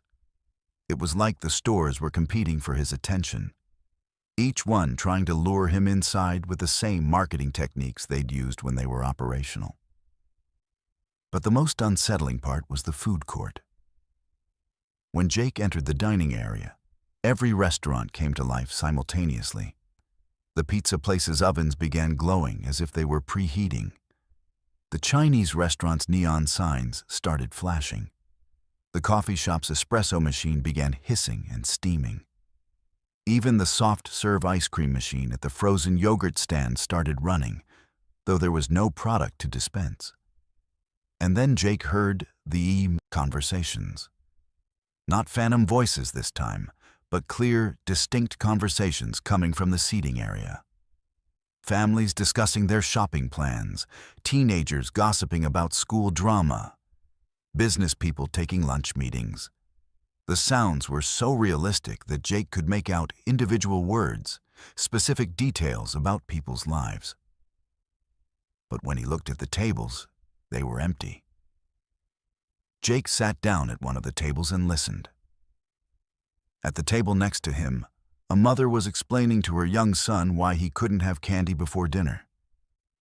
Behind him, Two women were discussing their friend's upcoming wedding. Across the court, an elderly couple was debating whether to see a movie or continue shopping. The conversations were mundane, the kind of everyday interactions that had filled this space thousands of times over the years. But they were also impossible, because the people having them didn't exist. "Hello," Jake called out to the empty food court. "Is someone there?" The conversation stopped immediately, as if everyone had suddenly decided to listen to what the security guard had to say. The silence was complete and somehow more unnerving than the phantom voices had been. Then, slowly, the conversations resumed. But this time, they were all about Jake. "Look, there's the security guard," a woman's voice said. "He looks lonely." "Poor guy," responded a man. "Walking around here all night by himself." "Someone should talk to him," suggested another voice. "Make him feel welcome." Jake stood up so quickly that his chair fell over backward. The sound echoed through the food court, but the invisible conversations continued. "He seems nice," said what sounded like a teenage girl. "Maybe he'd like to stay and have dinner with us." "We have plenty of room," added an elderly woman. "There's always room for one more." "Stay with us, Jake." The voices began to overlap, multiple conversations merging into a chorus. "Stay and keep us company. We get so lonely here when the mall is closed." Jake ran. He sprinted through the main corridor, past the phantom lights and the running escalators, past the storefronts that were trying to entice him with their glowing displays. Behind him, he could hear the food court voices calling his name, inviting him to come back, promising that he'd never have to be alone again. Jake burst through the security office door and grabbed his radio. "Frank, I need someone to come out here right now," he said, his voice shaking. "Jake, it's 3 a.m. What's going on?" "The mall. There's something wrong with this place. It's not empty, Frank. There are people here, but they're not really here. They're talking to me. They know my name." "Jake, you're scaring me. Are you using drugs? Have you been drinking?" "I'm stone cold sober," Jake insisted. "And I'm telling you, this place is haunted or cursed or something. The stores are turning on by themselves, the escalators are running, and there are voices everywhere. I'm sending someone out," Frank said. "Stay in the security office until they get there." But Jake couldn't stay in the security office because the voices had followed him there. They were coming through the mall's PA system now, dozens of different conversations overlapping and blending together. Shoppers discussing their purchases, employees talking about their shifts, maintenance workers coordinating repairs. The accumulated voice of 20 years of human activity in the Westfield shopping center, somehow trapped in the building and replaying endlessly. "Jake," one voice rose above the others, clearer and more distinct. "Why are you afraid of us? We're your friends. We're the people who made this place special." Jake looked at the security monitors and saw something that made his blood freeze. The cameras were now showing the mall as it used to be. Fully operational, brightly lit, filled with shoppers and families. The stores were open. The fountain was running. The food court was packed with people eating and laughing. But Jake knew that if he walked out of the security office, he would find the same dark, empty corridors he'd been patrolling all week. "You can see us now," the voice continued. "The cameras can see us. We're still here, Jake. We never left. When they closed the mall, they closed our world. But they couldn't make us disappear." On the monitors, Jake watched shoppers walking past the security office. Some of them turned to look directly into the camera, as if they could see him watching. They smiled and waved, their faces friendly but somehow wrong, like photographs that had been slightly overexposed. "Join us, Jake," the voice pleaded. "Stay with us forever. You'll never have to leave, never have to worry about the outside world again. The mall will take care of you, just like it took care of all of us." Jake covered his eyes, but he could still hear the voices, still see the impossible images on the security monitors, even through his closed eyelids. The mall was inside his head now, its phantom shoppers and employees becoming part of his thoughts. That's when Frank arrived with 2 other security guards and found Jake in the office, having an animated conversation with empty air. He was laughing and nodding, responding to questions that no one else could hear, completely convinced that he was surrounded by friends. The paramedics diagnosed Jake with a psychotic break, probably brought on by isolation and stress. They sedated him and took him to the hospital, where he spent 3 weeks in psychiatric care. The doctors said he'd experienced a complete break from reality, creating elaborate hallucinations to cope with the loneliness of working alone in an abandoned building. But when they finally released him, Jake could still hear the voices. Not as clearly as that night in the mall, but they were there in quiet moments, whispering at the edge of his consciousness, inviting him to come back, promising him friendship and community in the empty corridors of the Westfield shopping center. Jake never returned to security work. He got a day job at a busy grocery store where there were always people around, always noise and activity to drown out the phantom voices from the mall.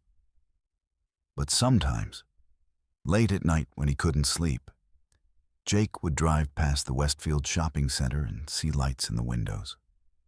Not security lights or emergency lighting, but the warm glow of active storefronts. And if he listened carefully, even with his car windows up and the radio playing, he could hear the sound of laughter and conversation coming from inside the building. The new security company hired to patrol the mall went through 6 different guards in 3 months.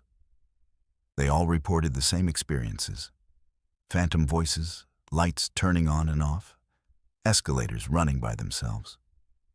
Most quit after a few nights.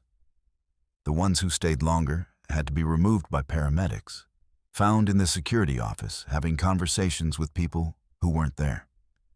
The property management company finally gave up on overnight security. They sealed the entrances and installed an automated monitoring system. But the cameras still sometimes showed glimpses of the mall's impossible past.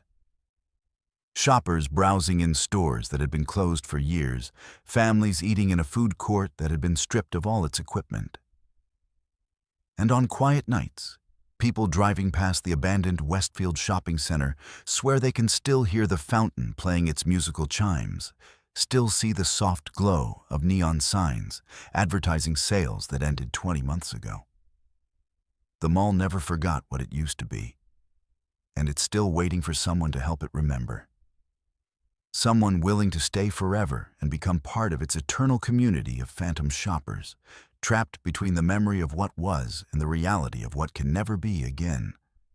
Some buildings die when they're abandoned, but others just learn to live in the past, replaying their glory days over and over until someone finally agrees to join the show. And there's always room for one more in the food court of the Westfield shopping center, where it's always opening day and the sales never end. Let's move to our 7th story. Patricia Williams had been working as a night shift caregiver at Sunset Manor for 6 years, and she thought she'd seen everything the job could throw at her. Elderly residents with dementia who wandered the halls at 3 a.m. looking for their long-dead mothers. Patients who screamed in their sleep, reliving traumas from wars fought decades ago. The inevitable deaths that came with working in a facility where most residents were in their 80s and 90s. But she'd never had a patient try to protect her before. Room 237 housed Margaret Henley, an 84-year-old woman with advanced Alzheimer's who had been at Sunset Manor for 3 years. Margaret rarely spoke coherently anymore, and when she did, It was usually to ask for her husband Robert, who had died in 1987. Most of the time, she stared out her window with the vacant expression that had become as familiar to Patricia as her own reflection, which was why it was so strange when Margaret grabbed Patricia's wrist with surprising strength during the Tuesday night medication rounds. "He's in the walls," Margaret whispered, her eyes suddenly sharp and focused in a way Patricia hadn't seen in months. "The maintenance man. He's been watching you through the walls." Patricia gently extracted her wrist from Margaret's grip, used to the random paranoid statements that came with dementia. "It's okay, Mrs. Henley. You're safe here. Let's get you your pills." But Margaret shook her head vigorously, more animated than she'd been in weeks. "No, you don't understand? Patricia, he knows your name. He knows when you work. He's been crawling through the maintenance spaces, watching all the pretty nurses. The other girls, they didn't listen. They thought I was just a crazy old lady." "What other girls?" Patricia asked, more to humor Margaret than because she believed there was any truth to the rambling. "Jennifer. She worked the night shift before you. Sweet girl, always brought me extra pudding." Margaret's voice dropped to a whisper. "She disappeared. They said she got a new job, but I saw him drag her into the walls, through the access panel in the laundry room." Patricia had heard about Jennifer Martinez, her predecessor on the night shift. According to the administration, Jennifer had quit without notice about 7 months ago, right before Patricia was hired. It wasn't unusual for night shift caregivers to burn out quickly. The isolation and stress got to a lot of people. "Mrs. Henley, there's no one in the walls," Patricia said gently. "The maintenance staff works during the day. The building is secure at night." Margaret's eyes filled with tears, but they remained focused and lucid. "He has keys, Patricia. He has keys to everything. He comes and goes through the utility rooms, through the spaces between the walls. I see him sometimes when I can't sleep. Tall man, dirty clothes, always carrying that toolbox." Despite herself, Patricia felt a chill run down her spine. Margaret's description was unusually detailed for someone whose mind usually existed in a fog of confusion and lost memories. "When did you see this man last?" Patricia asked. "Tonight," Margaret replied immediately. "About an hour ago. He was in the ceiling above your station, looking down through the maintenance hatch. He had binoculars, Patricia. He was watching you fill out charts." Patricia's blood went cold. She did fill out her reports at the nurse's station around midnight, every night, always sitting in the same chair under the fluorescent lights. If someone was watching from the ceiling access panel, they would have a perfect view of her workspace. "Show me," Patricia said, helping Margaret out of bed. They walked slowly down the corridor to the central nurse's station, Margaret leaning heavily on Patricia's arm, but moving with more purpose than she'd shown in months. When they reached the station, Margaret pointed up at the ceiling tile directly above Patricia's usual chair. "There," she said. "That tile doesn't sit right. It's been moved." Patricia looked up and felt her stomach drop. The ceiling tile was indeed slightly askew, sitting about a quarter-inch lower on one side than the others around it. It was the kind of detail you'd never notice unless you were looking for it. The kind of subtle displacement that could be caused by someone lifting it from above. "Mrs. Henley, I need you to go back to your room and lock the door," Patricia said, her training taking over. "Can you do that for me?" Margaret nodded, suddenly looking frail and confused again, as if the effort of maintaining clarity had exhausted her. "Be careful, Patricia. He's been planning something. I can hear him in the walls sometimes, talking to himself about what he's going to do to the pretty nurses." Patricia escorted Margaret back to her room, made sure the door was locked, then returned to the nurse's station. She pulled a chair over and climbed up to examine the ceiling tile more closely. When she lifted it, her worst fears were confirmed. The space above the ceiling was accessible through a network of maintenance catwalks designed to allow repair workers to service the building's electrical and plumbing systems. But someone had been using it for other purposes. Patricia could see fresh scuff marks on the metal framework, areas where the dust had been disturbed by recent activity. And there, right above her usual chair, was a small hole drilled through the ceiling tile. Barely visible from below, but perfectly positioned for someone to watch the nurse's station without being detected. Patricia's hands were shaking as she replaced the tile and climbed down from the chair. She immediately called her supervisor, but got voicemail. She tried the security company that provided overnight guards for the facility, but was told that Sunset Manor only had patrols on weekends. Weeknights were covered by the staff on duty, which meant Patricia was alone in the building with 12 elderly residents and someone who had been living in the walls like a predator.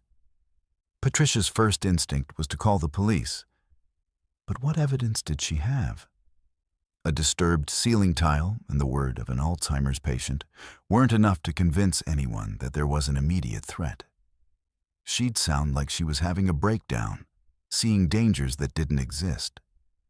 But as Patricia tried to continue her normal rounds, she began noticing things she'd never paid attention to before.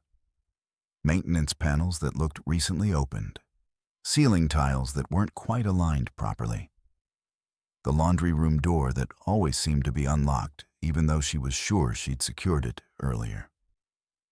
And the sounds. Sunset Manor was never completely quiet at night. Elderly residents snored, called out in their sleep, or got up to use the bathroom. But tonight, Patricia was hearing new sounds. Soft footsteps that didn't match the shuffle of elderly patients. The creak of metal framework that could be someone moving through the ceiling spaces. Doors opening and closing in areas of the building that should be empty. At 2:30 a.m., Patricia was checking on Mr. Rodriguez in room 241 when she heard Margaret calling from across the hall. "Patricia! Patricia, he's here!" Patricia rushed to Margaret's room and found the elderly woman pressed against her window, pointing at something outside.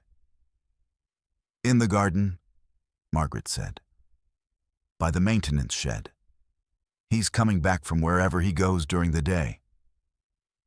Patricia looked out the window and saw a figure moving through the facility's small garden area. Tall, wearing work clothes, carrying what appeared to be a toolbox. The man moved with the casual confidence of someone who belonged there. But it was almost 3 a.m., and no maintenance work was scheduled for the night shift. "Mrs. Henley, I need you to stay in your room and don't open the door for anyone but me," Patricia said. "I'm going to call the police." But before Patricia could reach for her phone, the power went out. Emergency lighting kicked in immediately, bathing the corridor in a dim red glow, but the main electrical system was down. And with it, the electronic locks on the doors, the security cameras, and the phone system. Patricia's cell phone showed no signal. Not unusual in the old brick building, but terrifying under the circumstances. Patricia grabbed a flashlight from the supply closet and began moving through the facility, checking on residents and trying to find a working phone. Most of the patients were still asleep, unaware that anything was wrong.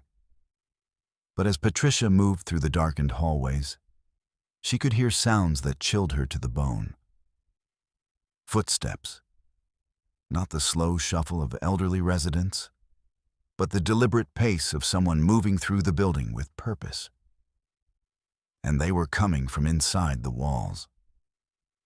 Patricia could hear the intruder moving through the maintenance spaces, following the same route she was taking, through the facility. When she went to the east wing, the sounds moved to the east wing. When she doubled back toward the central corridor, the footsteps in the ceiling moved in the same direction. He was tracking her movements, staying parallel to her route, always just out of sight above the ceiling tiles.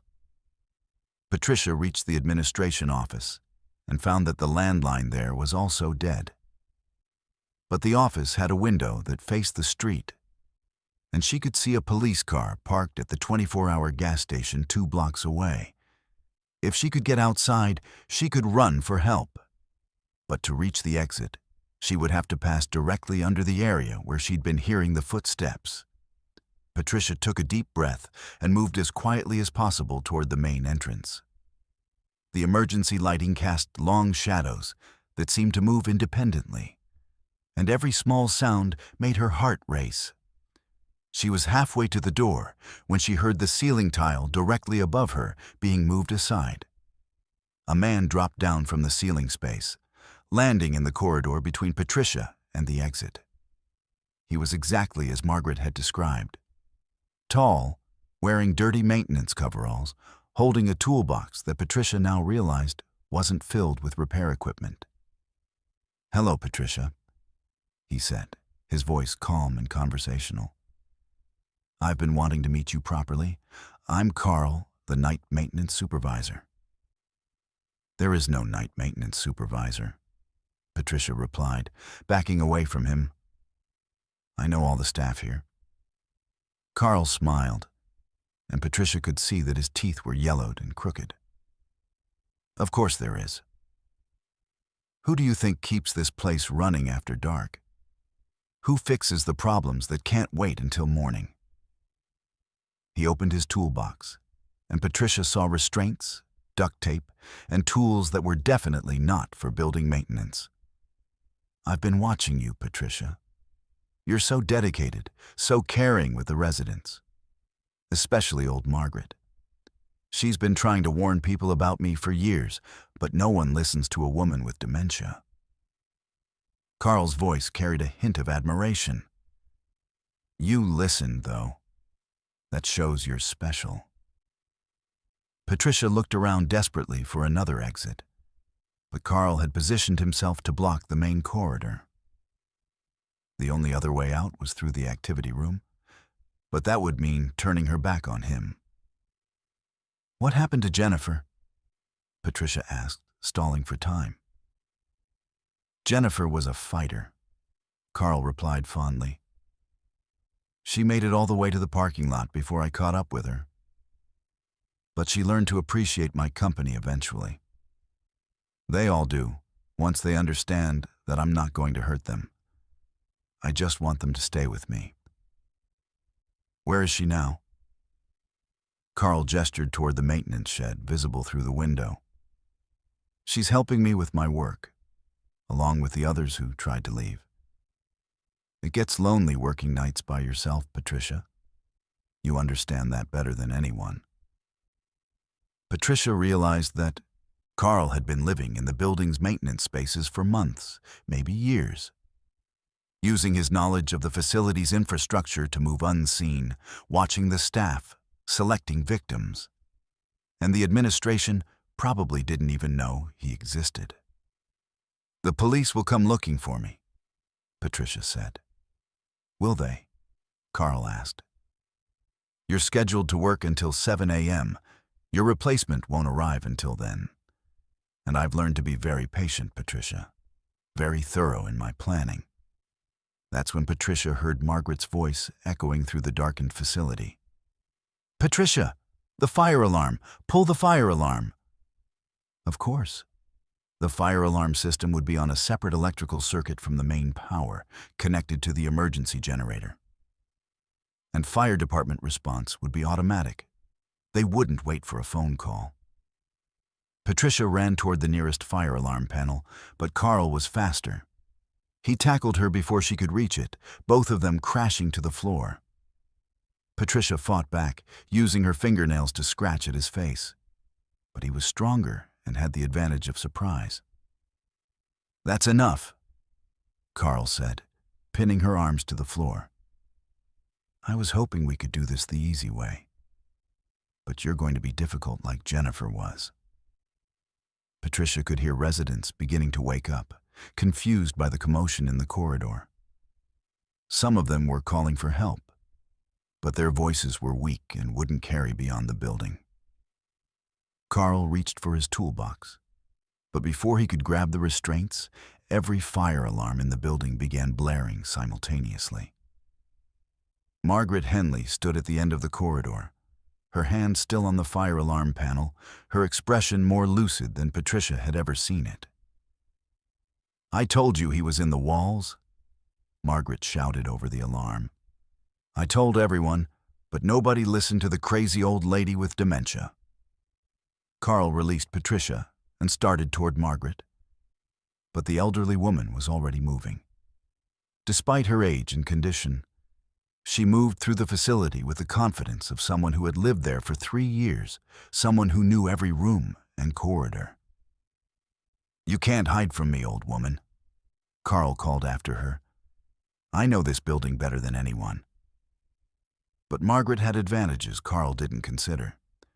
She knew which residents were light sleepers, which ones still had enough presence of mind to help. As she moved through the facility, she began knocking on doors, calling out warnings, waking up the entire building. "Everyone, wake up! There's a bad man in the building. Help Patricia. Help the nurse." Soon, elderly residents were emerging from their rooms, confused but alarmed by Margaret's urgency. They might have been frail and disoriented, but they were still a dozen potential witnesses, and Carl's plan depended on secrecy and isolation. The fire department arrived within 5 minutes, followed by police and paramedics.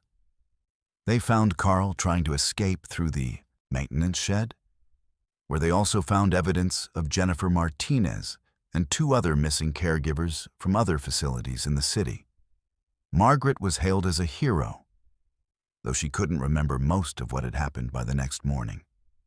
Her moments of clarity came and went unpredictably, but she had managed to maintain focus long enough to save Patricia's life. Patricia learned that Carl had been a legitimate maintenance worker years earlier, fired for inappropriate behavior around female staff. But he'd kept copies of the facility keys and had been using his knowledge of the building's infrastructure to continue his predatory activities. The police estimated he'd been living in the spaces between the walls for over 2 years. Patricia transferred to day shift after the incident, but she made sure to visit Margaret regularly. Sometimes the elderly woman would recognize her and remember fragments of that terrible night. Other times, Margaret would stare blankly and ask for her husband, Robert. But occasionally, during their visits, Margaret would grab Patricia's hand with surprising strength and whisper, "I'm glad you listened to me. Nobody ever listens to the old ladies. But sometimes we see things the young people miss." Patricia always assured Margaret that she would keep listening, that the perspectives of elderly residents mattered even when their minds were clouded by disease. Because sometimes the people society dismisses as confused or unreliable are the only ones paying attention to the shadows where predators hide. And sometimes, when everyone else has given up on them, they find the strength to fight back against the monsters that everyone else has failed to see. Margaret Henley died peacefully in her sleep 6 months later, but her room remains empty out of respect for her memory. The staff at Sunset Manor still tell new employees about the night the woman with Alzheimer's saved everyone from the man who lived in the walls. Because heroes come in all forms, and sometimes the most important warnings come from the voices we're least likely to trust. Let's move to our 8th story. Rebecca Chen had been working the night audit shift at the Riverside Inn for 2 years, and she prided herself on being able to handle any situation that walked through the lobby doors at 3 a.m. Drunk businessmen who'd lost their room keys, college kids trying to sneak extra people into single-occupancy rooms, the occasional domestic dispute that spilled over from the parking lot into the hotel corridors. But she'd never had a guest systematically test every lock in the building. It started during her Thursday night shift, when she noticed a man in room 127 leaving his room multiple times throughout the night. Not unusual by itself.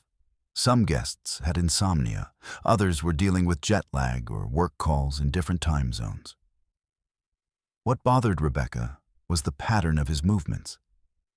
Every time the man left room 127, he would walk to a different door and try the handle. Not obviously, not like someone attempting a break-in, but casually, as if he were simply checking to see if he'd found his own room. He'd approach a door, glance around to make sure no one was watching, then try the handle with the confidence of someone who belonged there. Rebecca watched him through the security monitors as he worked his way through the first floor. Door 101, locked. Door 103, locked. Door 105.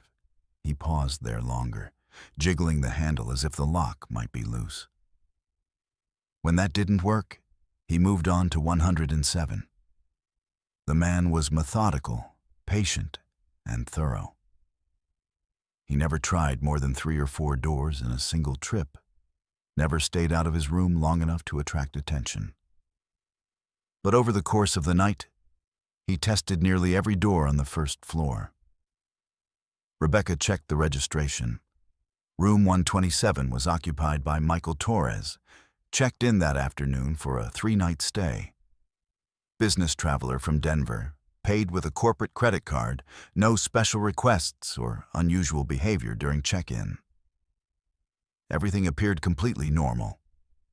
But normal business travelers didn't spend their nights testing hotel room locks. Rebecca called her supervisor, but got voicemail. The Riverside Inn was a budget hotel that cut costs wherever possible, which meant minimal overnight support for the night audit staff. Rebecca was essentially alone from 11 p.m. to 7 a.m., responsible for handling whatever situations arose without backup. She decided to confront the guest directly. Rebecca knocked on the door of room 127 around 2:30 a.m., during one of the periods when Michael Torres was supposed to be inside. "Mr. Torres, this is Rebecca from the front desk. I wanted to check if everything is okay with your room." The door opened immediately, as if he'd been standing right behind it. Michael Torres was exactly what Rebecca had expected from watching him on the monitors. Middle-aged, average height, wearing the kind of generic business casual clothes that made him blend into any environment. But his eyes were alert and calculating, like he was constantly assessing threats and opportunities. "Everything's fine," he said with a smile that didn't reach his eyes. "Why do you ask?" "I noticed you've been walking the halls quite a bit tonight. Just wanted to make sure there wasn't a problem with your accommodations." "Insomnia," Michael replied smoothly. "New city, unfamiliar sounds.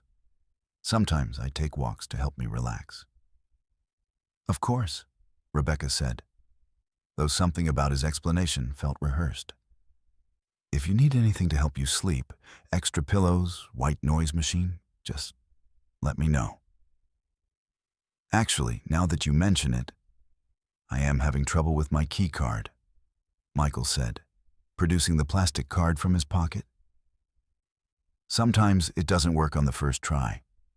I've been having to jiggle the handle a bit to get it to engage properly." Rebecca felt a chill run down her spine. He was providing an excuse for testing door handles, setting up a plausible explanation for behavior that might be reported by other guests. "I can make you a new key card right now," she offered. "That would be great," Michael said, following her toward the front desk. "You know, this is a nice hotel. Very quiet, very private.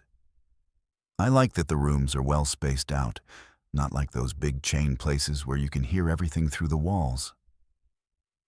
As Rebecca programmed a new key card, Michael continued his seemingly casual conversation.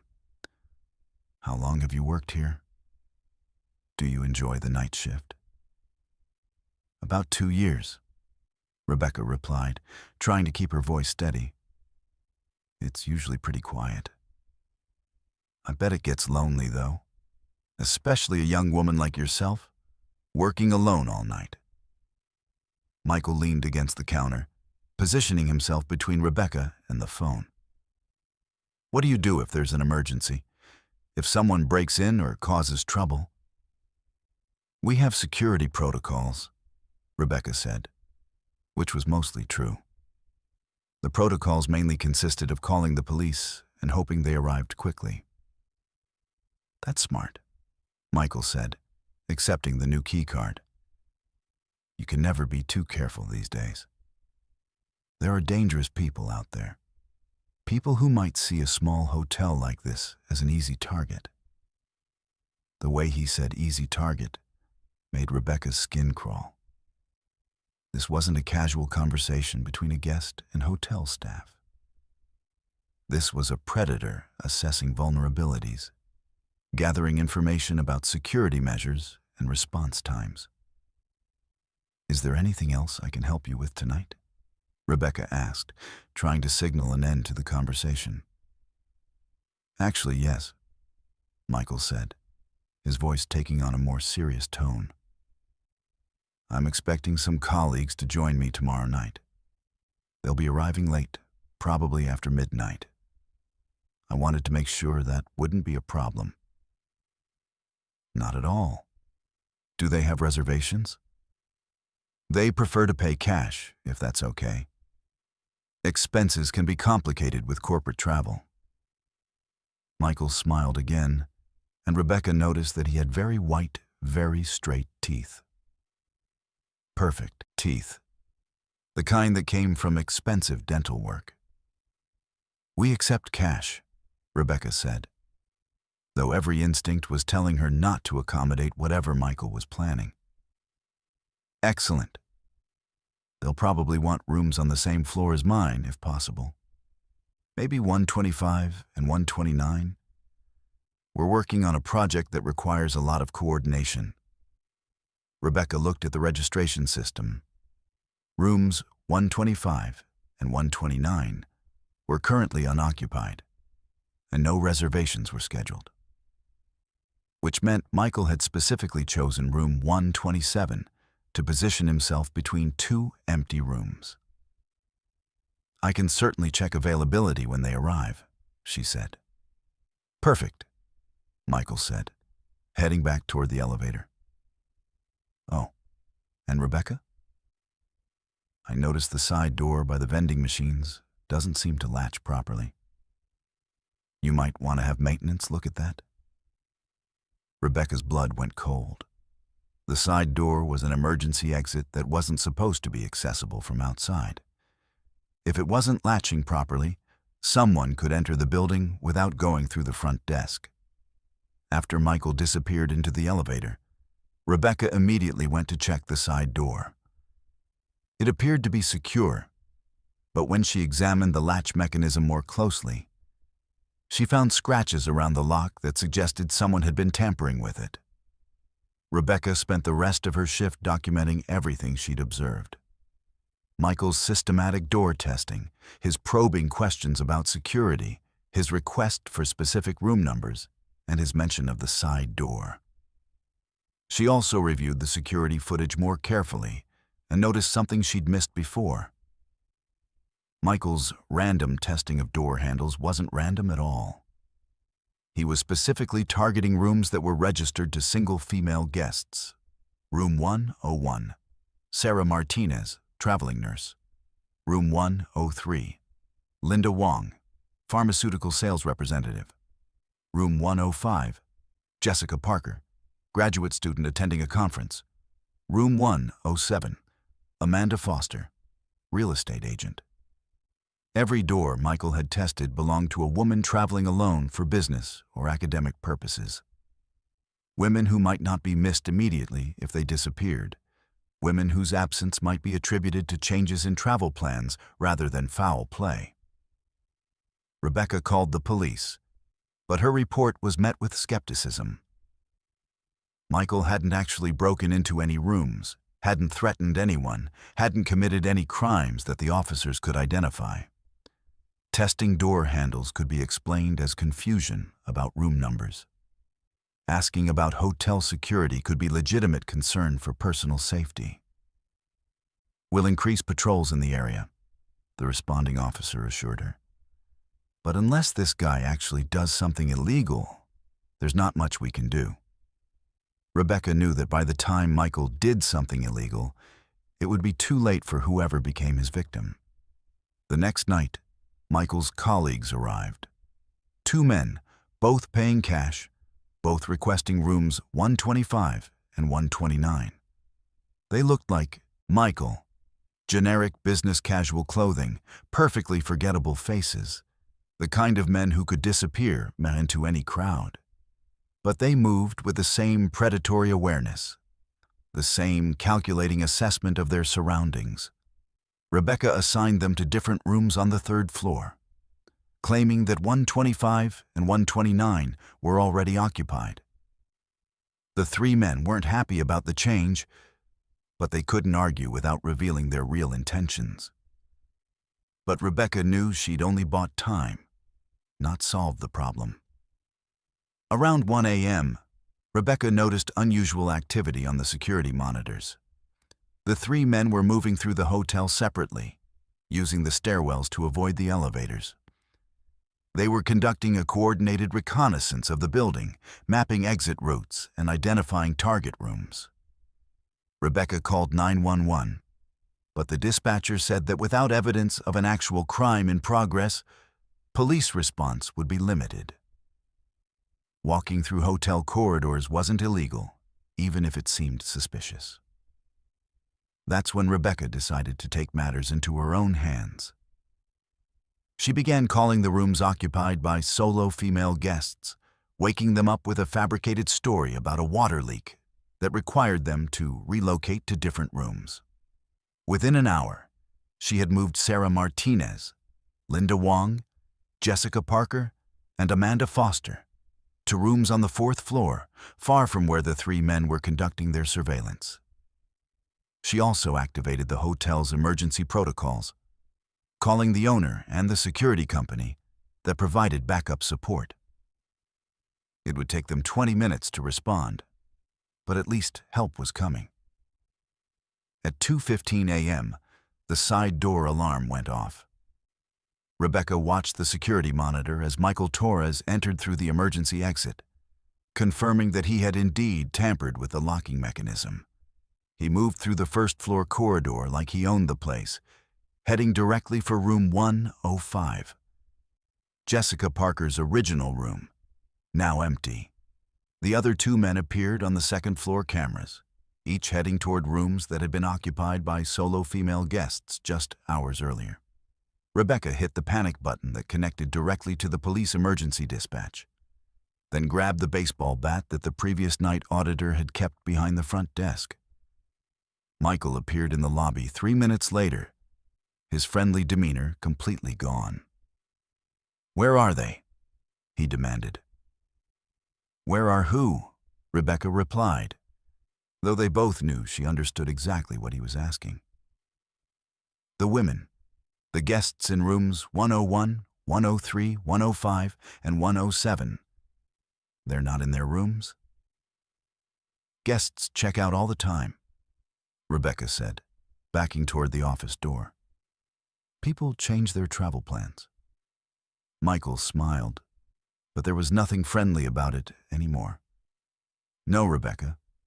You moved them. You figured out what we were planning, and you interfered." The other 2 men appeared in the lobby, flanking the front desk to cut off Rebecca's escape routes. "This is really unfortunate," Michael continued. "We had everything planned so carefully. 3 quick jobs, in and out, no complications. But you just had to be the hero." "The police are coming," Rebecca said, though she had no idea how long they would take to respond to the panic button. "Are they?"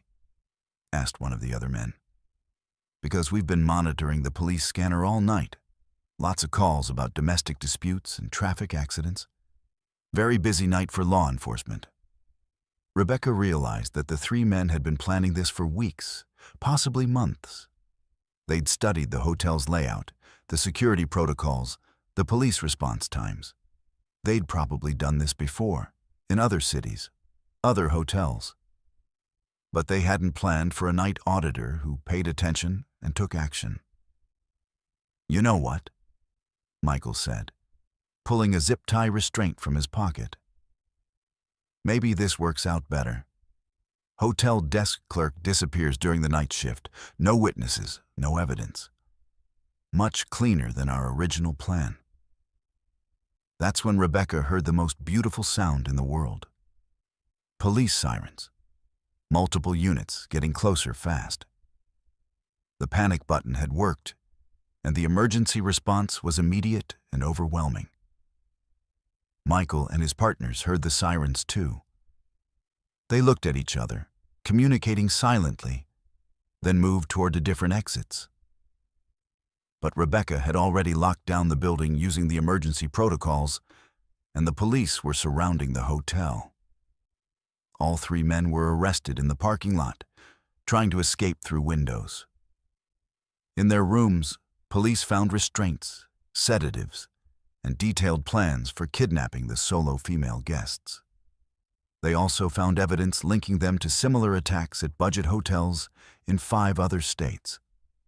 Rebecca's quick thinking and willingness to take action had prevented multiple kidnappings and possibly murders. The FBI later confirmed that Michael Torres was part of an organized crime ring that targeted business travelers at small hotels with minimal security. Rebecca received commendations from the police, the FBI, and the Hotel Industry Association. But the recognition that meant the most came from Sarah Martinez, Linda Wong, Jessica Parker, and Amanda Foster. The 4 women whose lives she had saved by trusting her instincts and refusing to ignore suspicious behavior. Rebecca eventually left the hotel industry and became a security consultant, helping small businesses identify vulnerabilities and develop safety protocols. But she never forgot the lesson she learned that night. Sometimes the most dangerous predators are the ones who look completely normal, who blend into everyday situations until the moment they decide to strike. And sometimes the only thing standing between them and their victims is one person who pays attention, asks questions, and refuses to explain away behavior that feels wrong. Because heroes don't always wear uniforms or carry badges. Sometimes they're just night shift workers with good instincts and the courage to act when everyone else says there's nothing to worry about. The Riverside Inn installed better security systems and hired additional overnight staff after the incident. But they kept Rebecca's baseball bat behind the front desk as a reminder that sometimes the best security system is a vigilant employee who knows the difference between a guest and a predator. Let's move to our 9th story. Danny Gutierrez had been working the night shift at Mega Distribute Warehouse for 18 months, and he thought he knew every sound the massive building made after dark. The hum of the refrigeration units in the frozen food section, the occasional creak of the metal shelving that stretched 30 feet toward the ceiling, the distant rumble of the overnight delivery trucks pulling up to the loading docks. But lately, the warehouse had been making new sounds, human sounds. It started 3 weeks ago when Danny was restocking inventory in aisle J47, deep in the consumer electronics section. He was alone in the building, except for Rodriguez, the security guard, who spent most of his shift in the office watching movies on his phone. The warehouse was a maze of towering shelves that created narrow corridors stretching for hundreds of yards, filled with everything from televisions to toothbrushes to industrial cleaning supplies. Danny was scanning barcodes and updating inventory counts when he heard it, the distinctive beep of a handheld scanner. Not his scanner, which was silent unless he was actively using it, but the same model, producing the same electronic tone from somewhere deeper in the electronics section. Danny stopped working and listened. The beeping continued for maybe 30 seconds, following the rhythm of someone systematically scanning products. Then it stopped abruptly. "Rodriguez?" Danny called out, his voice echoing through the cavernous space. "You doing inventory counts up there?" No response. Danny pulled out his radio to call the security office, but Rodriguez answered before he could transmit. "What's up, Danny? Everything okay? You're not in the electronics section right now." "Nah, man, I'm in the office doing paperwork. Why?" Danny looked around the towering shelves surrounding him. The warehouse held over 100,000 different products, spread across 50 aisles, each one stretching the length of 2 football fields. Plenty of places for someone to hide, but no reason for anyone else to be in the building at 2 a.m. "Probably nothing," Danny said. "Thought I heard another scanner." "Electronics acting up again," Rodriguez replied. "Those wireless signals bounce around weird in here sometimes, probably picking up interference from the cell towers." But Danny knew the difference between electronic interference and the deliberate rhythm of someone doing inventory work. And over the next few nights, the phantom scanning continued, always in different sections of the warehouse, always just out of sight behind the towering shelves, and always stopping the moment Danny tried to investigate. On Thursday night, Danny decided to track down the source of the sounds. Instead of calling out or using his radio, he moved quietly through the aisles, following the beeping toward its origin. The sounds led him to aisle M23, home goods and kitchenware. But when he rounded the corner, the aisle was empty. Except for the products, someone had been rearranging the inventory. Not randomly, but systematically, creating patterns and messages using the product placement. In the paper towel section, rolls had been arranged to spell out Danny across 3 shelves. In the cleaning supplies aisle, bottles of bleach and detergent had been organized to create an arrow pointing toward the back of the warehouse. Danny's hands were shaking as he took photos with his phone. This wasn't equipment malfunction or electronic interference. Someone was in the building, someone who knew his name, someone who was playing games with him. But when Danny reviewed the security footage the next morning, the cameras showed nothing. According to the video record, Danny had spent the night working alone, talking to himself, rearranging products for no apparent reason. The footage showed him spelling out his own name with paper towels, creating the arrow with cleaning supplies. But Danny had no memory of doing any of those things. "You've been working too many overnight shifts," Rodriguez suggested when Danny showed him the footage. "Isolation can mess with your head, make you do things you don't remember. Maybe you should talk to management about switching to days." But Danny knew he hadn't rearranged those products. He could feel someone watching him, following his movements through the warehouse, always staying just out of sight behind the maze of shelving units. Friday night, Danny came to work with a plan. Instead of following his usual route through the warehouse, he would double back unexpectedly, use the overhead walkways that maintenance workers use to service the high bay lighting, approach the phantom sounds from different angles. The scanning started around 1:30 a.m. Coming from the automotive section in the northwest corner of the building, Danny quietly made his way to the nearest maintenance ladder and climbed 20 feet up to the metal walkway that ran along the top of the shelving units. From up there, he could see down into the aisles, track movement without being detected. What Danny saw made his blood freeze. A man was moving through aisle R15, scanning products with a handheld device identical to Danny's. But he wasn't taking inventory. He was creating a message. Using automotive air fresheners, the man was spelling out words across multiple shelves. "Lonely up there?" The man knew Danny was watching from above. Danny tried to climb down quickly, but quietly. But the metal walkway creaked under his weight. By the time he reached the floor, the automotive section was empty. But the message remained, clearly visible in the harsh fluorescent lighting. This time, Danny called the police immediately. 2 officers arrived within 20 minutes and conducted a thorough search of the warehouse. They checked every aisle, every hiding spot, every maintenance area and storage room. They found nothing. No signs of forced entry, no evidence that anyone else had been in the building.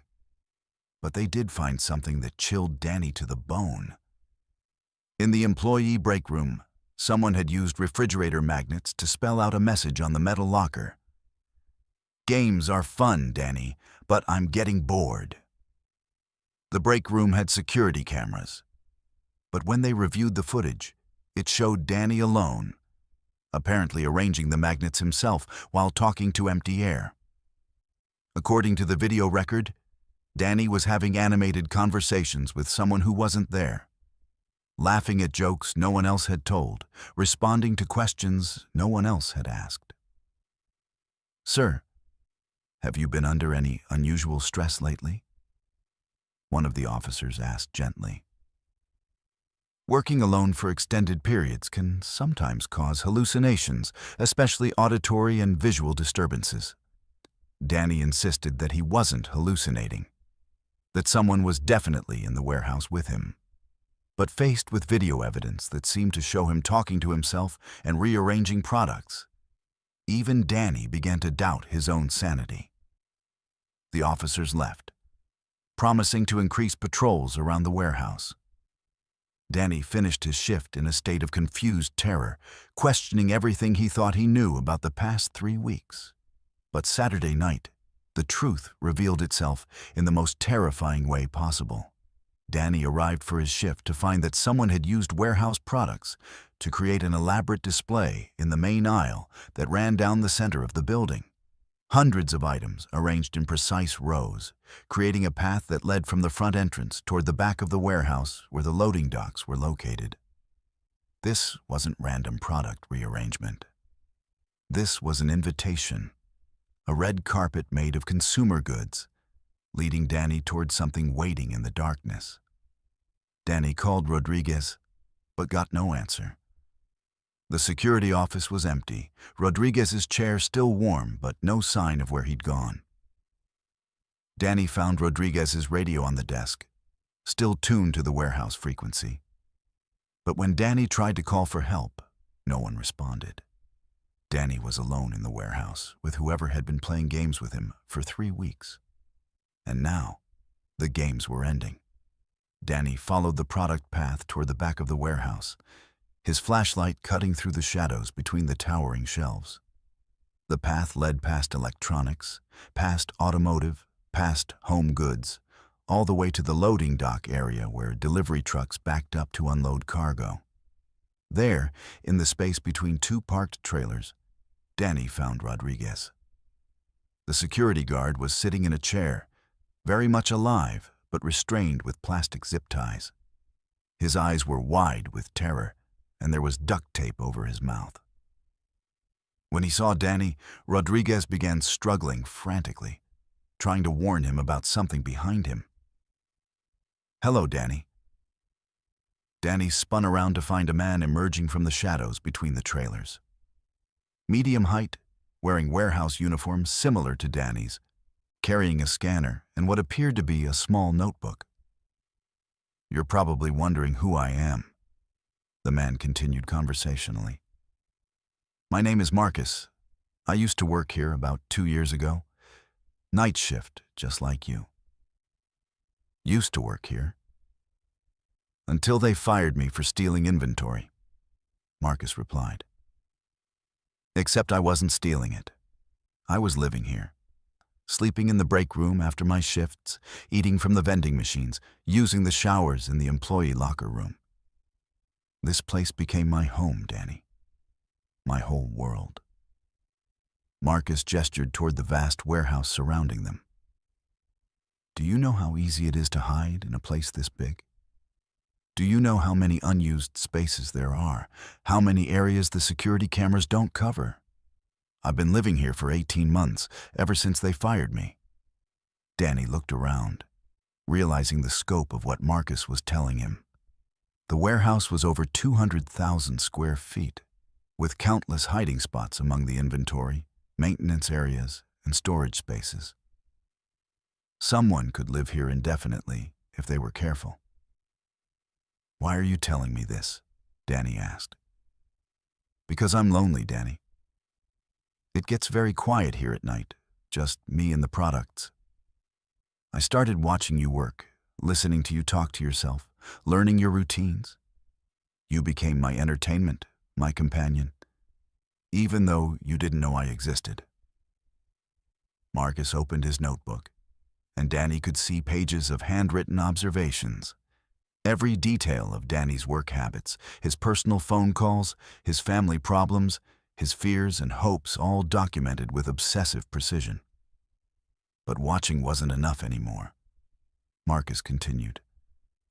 "I wanted to interact with you, to play games, to see how you'd react to different situations. The scanning sounds, the product arrangements, the messages. That was me trying to communicate." "You made me think I was going crazy," Danny said, anger overriding his fear.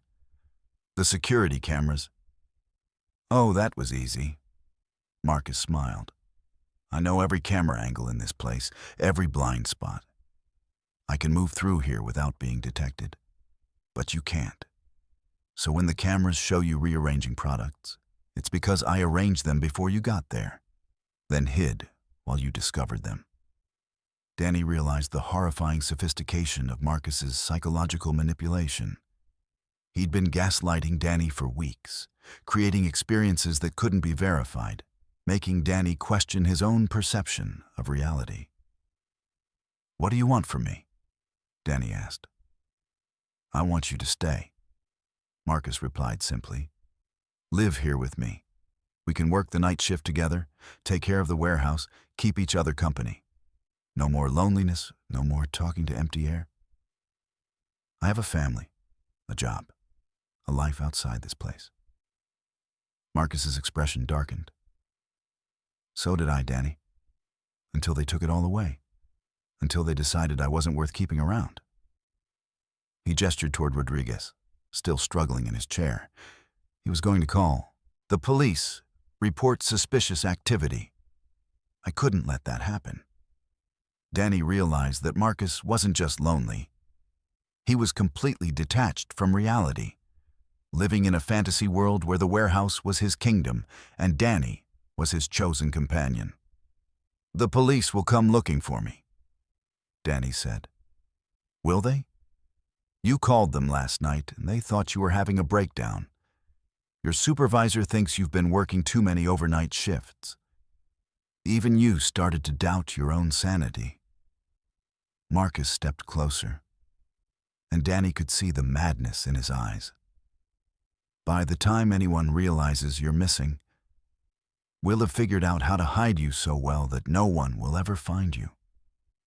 That's when Danny remembered the fire suppression system. The warehouse used a high-pressure water sprinkler system designed to quickly flood the building in case of fire. If Danny could trigger it, the deluge of water would create chaos and hopefully give him a chance to escape. Danny began backing toward the nearest fire alarm pull station, but Marcus anticipated his move. "I know what you're thinking," Marcus said, producing a knife from his pocket. "But the fire alarm won't help you. I disabled the connection to the fire department weeks ago. All it will do is make noise and get us wet." But Marcus was wrong about one thing. The fire suppression system wasn't just connected to the fire department. It was also connected to the warehouse's automated security system, which would immediately notify the police, the property management company, and Mega Distribute's corporate security.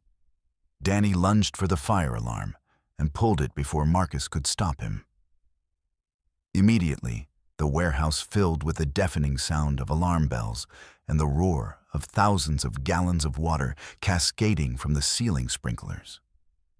The lights flickered as electrical systems began shutting down to prevent electrocution, and emergency lighting bathed the warehouse in an eerie red glow. Marcus screamed in rage and frustration, but his voice was lost in the chaos of alarms and rushing water. Danny used the confusion to free Rodriguez from his restraints. Then both men ran toward the front exit through ankle-deep water and total darkness. Police, firefighters, and paramedics arrived within minutes, responding to the automatic fire alarm. They found Marcus in the warehouse, soaking wet and babbling about his home being destroyed by the flood. A search of his hiding places revealed a sophisticated living area he'd created among the inventory, complete with stolen furniture, electronics, and months' worth of food. Marcus was charged with kidnapping, stalking, breaking and entering, and criminal mischief. During his psychiatric evaluation, doctors determined he'd been living in a delusional state for over a year, completely disconnected from reality and convinced that the warehouse was his rightful domain. Danny quit his job at Mega Distribute and found work at a smaller company with better security and day shift hours. But the experience taught him that isolation can drive people to extremes, that loneliness can become a form of madness that distorts reality and justifies terrible actions. Rodriguez recovered from his ordeal and now works security for a retail store where he's never alone at night. He still has nightmares about being trapped in that chair, watching Marcus emerge from the shadows like a predator who'd been stalking his prey for months.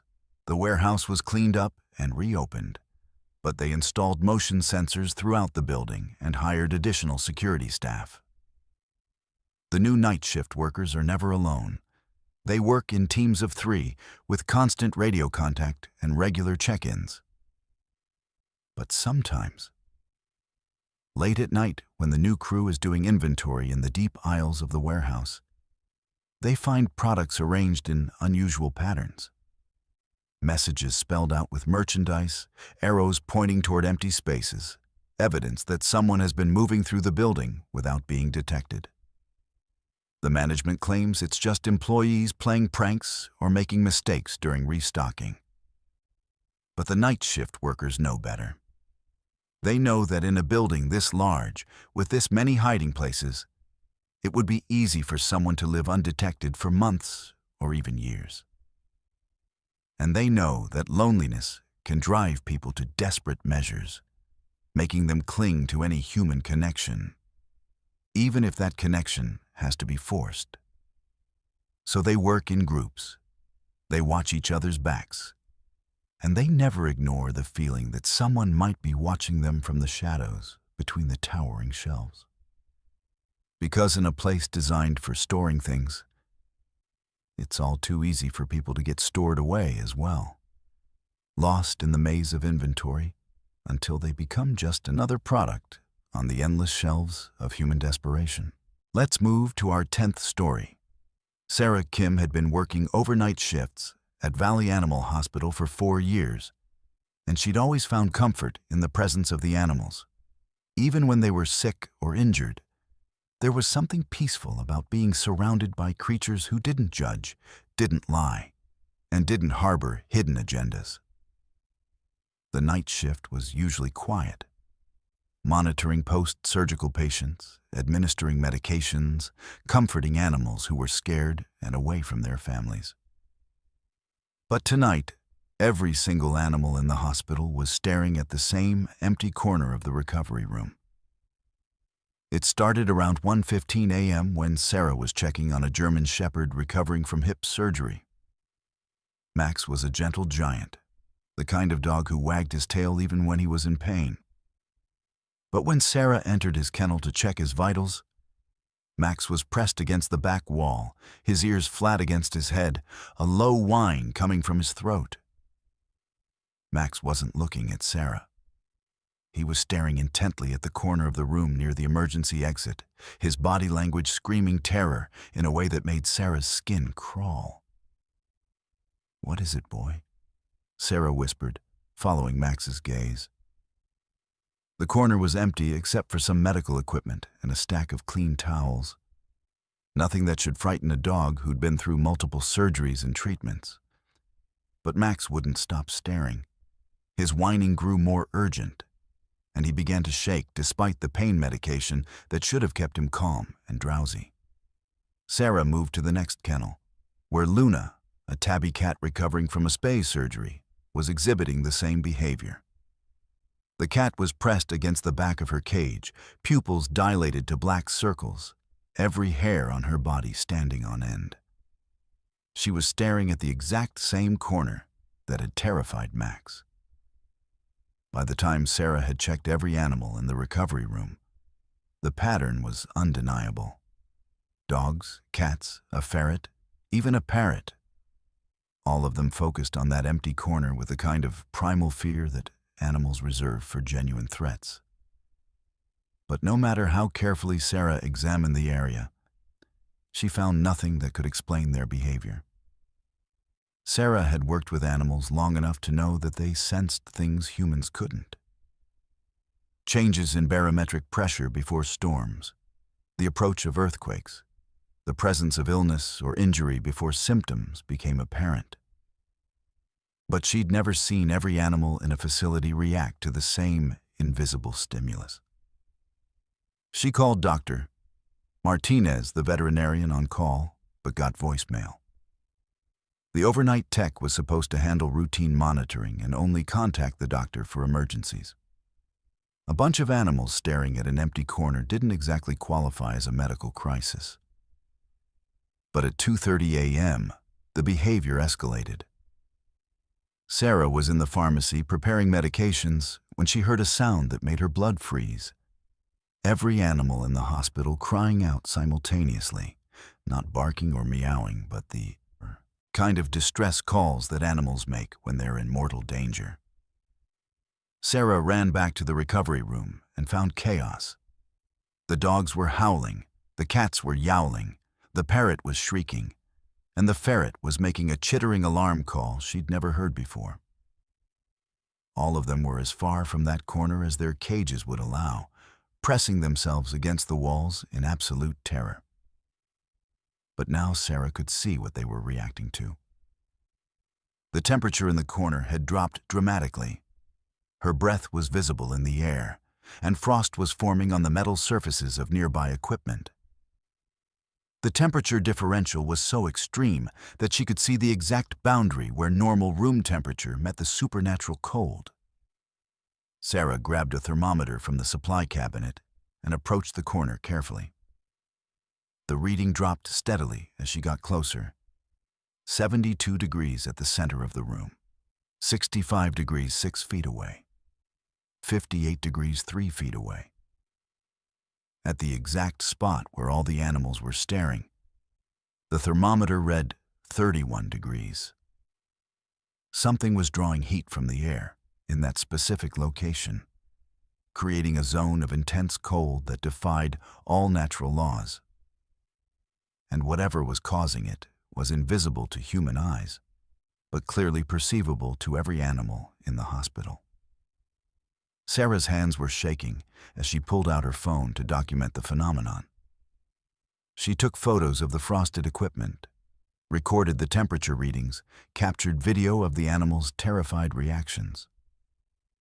But when she reviewed the footage, her camera showed nothing unusual, just a normal corner of a veterinary recovery room.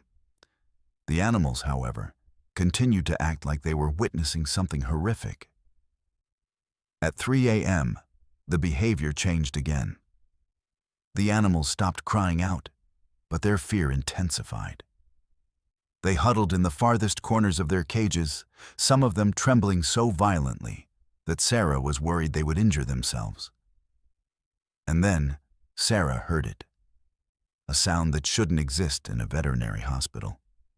Scratching, like claws on concrete or fingernails dragging across rough surfaces.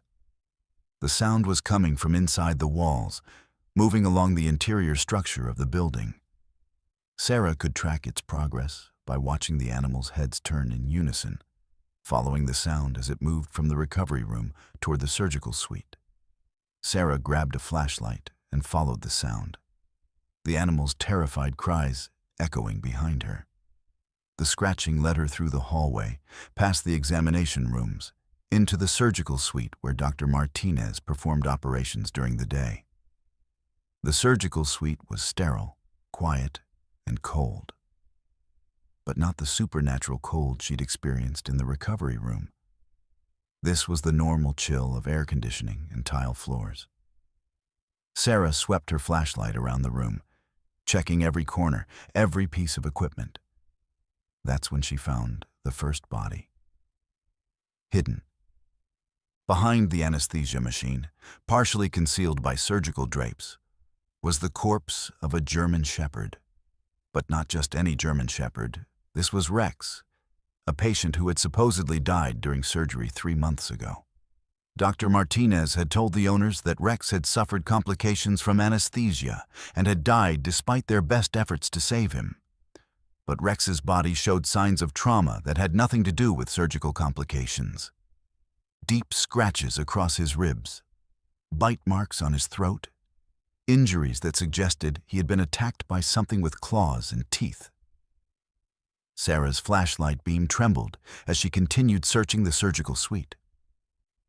Behind the oxygen tanks, she found the bodies of 4 cats, all former patients who had allegedly died from various medical conditions over the past 6 months. Like Rex, their bodies showed evidence of violent trauma rather than natural death or euthanasia. In the storage closet, Sarah discovered the most horrifying find of all: a collection of collars, tags, and personal items belonging to dozens of animals who had been patients at Valley Animal Hospital. Animals whose owners had been told their pets had died from illness or injury, but whose bodies had never been returned for burial. Sarah's phone showed no signal, and the landline in the surgical suite had been disconnected. She was alone in the building, with evidence of what appeared to be systematic animal abuse and murder, surrounded by the terrified cries of animals who could sense the presence of their deceased companions. The scratching sound returned, louder now, more urgent. It was moving through the walls toward the recovery room, and Sarah realized that whatever had killed those animals was still in the building, still hunting. Sarah ran back toward the recovery room, but stopped short when she saw Dr. Martinez standing in the doorway. "Sarah," he said, his voice calm and professional despite the chaos of animal distress calls around them. "What are you doing here so late? I thought you were scheduled to leave at midnight." "Dr. Martinez," Sarah gasped. "There are bodies in the surgical suite, dead animals, patients who—" "Sarah, you look upset, Doctor."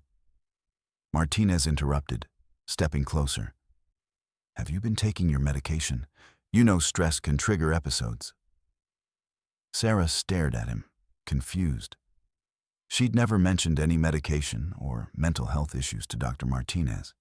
She'd never had any mental health issues. "The animals," Sarah said, gesturing toward the recovery room. "They're all terrified. Something's wrong with the building, with that coroner." "The animals are sedated, Sarah. They're quiet and comfortable." Dr. Martinez's smile was gentle, but his eyes were cold. "I think you might be having another breakdown. Remember last time? The hallucinations, the paranoid thoughts about the other staff?" Sarah had never had a breakdown. She'd never experienced hallucinations. But Dr. Martinez was speaking with the confident authority of someone establishing a medical narrative, creating a history of mental instability that could explain away anything Sarah might report. "I found bodies," Sarah insisted. "Rex, the German shepherd from 3 months ago. He's in the surgical suite along with cats and—" "Sarah, Rex was cremated. His ashes were returned to his family." Dr. Martinez pulled out his phone. "I'm going to call someone to come pick you up. You shouldn't be alone right now." But Sarah could still hear the animals crying out in terror, could still see their frightened faces pressed against the backs of their cages. And she could see Dr. Martinez clearly now. The scratches on his hands that he'd tried to conceal with long sleeves, the way he avoided looking directly at the corner where all the animals were staring. The predatory patience in his voice as he tried to gaslight her into silence. "You're the one killing them," Sarah whispered. Dr. Martinez's professional facade cracked slightly. "Sarah, you're having a psychotic episode. You need help." The scratching sounds in the walls, the cold spot where they're all staring. "Those are the animals you murdered, aren't they? They're still here, still trying to warn people." "Animals don't have souls, Sarah. When they die, they're gone. There's nothing supernatural about veterinary medicine." But Dr. Martinez's voice had changed, becoming defensive, almost angry. Sarah looked around the recovery room, seeing it with new eyes. The animals weren't just scared. They were trying to protect her. Every dog, cat, ferret, and bird was positioned between Sarah and Dr. Martinez, creating a barrier of living creatures who could sense the danger she represented. "How many?" Sarah asked. "How many animals have you killed?" Dr. Martinez dropped the pretense entirely. "They were suffering, Sarah. Terminal illnesses, chronic pain, poor quality of life. I was ending their misery. Without the owner's consent? Owners are sentimental. They keep animals alive long past the point of dignity, spending thousands of dollars on treatments that only prolong suffering. I was being merciful." Sarah realized that the full scope of Dr. Martinez's crimes. He'd been systematically euthanizing animals without permission, telling owners their pets had died from natural causes, then keeping the bodies as some kind of twisted trophies. But something had gone wrong with his disposal methods, and the animals' spirits were trapped in the building, trying to communicate their fate to the living. "The owners trusted you," Sarah said. "The owners were fools," Dr. Martinez replied, "spending fortunes on creatures that can't even understand their own mortality." "But you understand, don't you, Sarah? You understand that sometimes death is a kindness." Dr. Martinez began moving toward the emergency exit, the same corner where all the animals had been staring. Sarah realized he was planning to dispose of her body the same way he disposed of the animals, probably in the incinerator he used for medical waste. But the animals had other plans. Luna, the tabby cat, somehow managed to open her cage latch and leaped directly at Dr. Martinez's face. Max, despite his post-surgical condition, began barking with such intensity that the sound echoed through the building like an alarm. The parrot began screaming, "Help! Help!" in a voice so human-like, it sounded like a person calling for rescue. In the chaos, Sarah grabbed the emergency phone that connected directly to 911. But before she could dial, every cage in the recovery room opened simultaneously. Sarah had never seen the latches on those cages malfunction before, had never heard of them all opening at once. But suddenly, every animal that was physically capable of moving was loose in the recovery room, creating a furious barrier between Sarah and Dr. Martinez. Dr. Martinez tried to push through the mass of protective animals, but they fought back with the desperation of creatures who knew they were facing their killer. Even the animals who were heavily sedated seemed to find the strength to participate, biting at his ankles, clawing at his clothes, creating enough chaos to prevent him from reaching Sarah. The 911 operator answered just as Dr. Martinez pulled out a syringe filled with euthanasia solution, the same drug he'd been using to kill animals, without their owner's knowledge. "Valley Animal Hospital." Sarah gasped into the phone. "The veterinarian is trying to kill me. He's been murdering animals. There are bodies." Dr. Martinez lunged toward Sarah with a syringe. But Max, despite his recent surgery, threw his considerable weight against the man's legs. Dr. Martinez went down hard, the syringe flying across the room and shattering against the wall.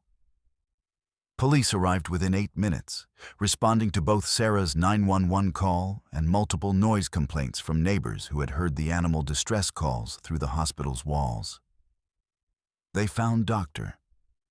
Martinez unconscious on the floor, surrounded by protective animals, while Sarah huddled in the corner, talking rapidly into the emergency phone. The investigation that followed revealed the full extent of Dr. Martinez's crimes. Over 2 years, he had killed 43 animals without authorization, telling owners that their pets had died from medical complications. He'd been keeping some bodies in freezers, burning others in the medical waste incinerator. But several had been hidden throughout the building. The owners of the murdered animals were devastated to learn the truth about their pets' deaths. Many had spent months grieving animals they believed had died from natural causes, never knowing their beloved companions had been murdered by the person they trusted to heal them. Sarah left veterinary work after the incident, but she kept in touch with the animals who had saved her life. Max recovered completely from his surgery and lived 5 more happy years with his family.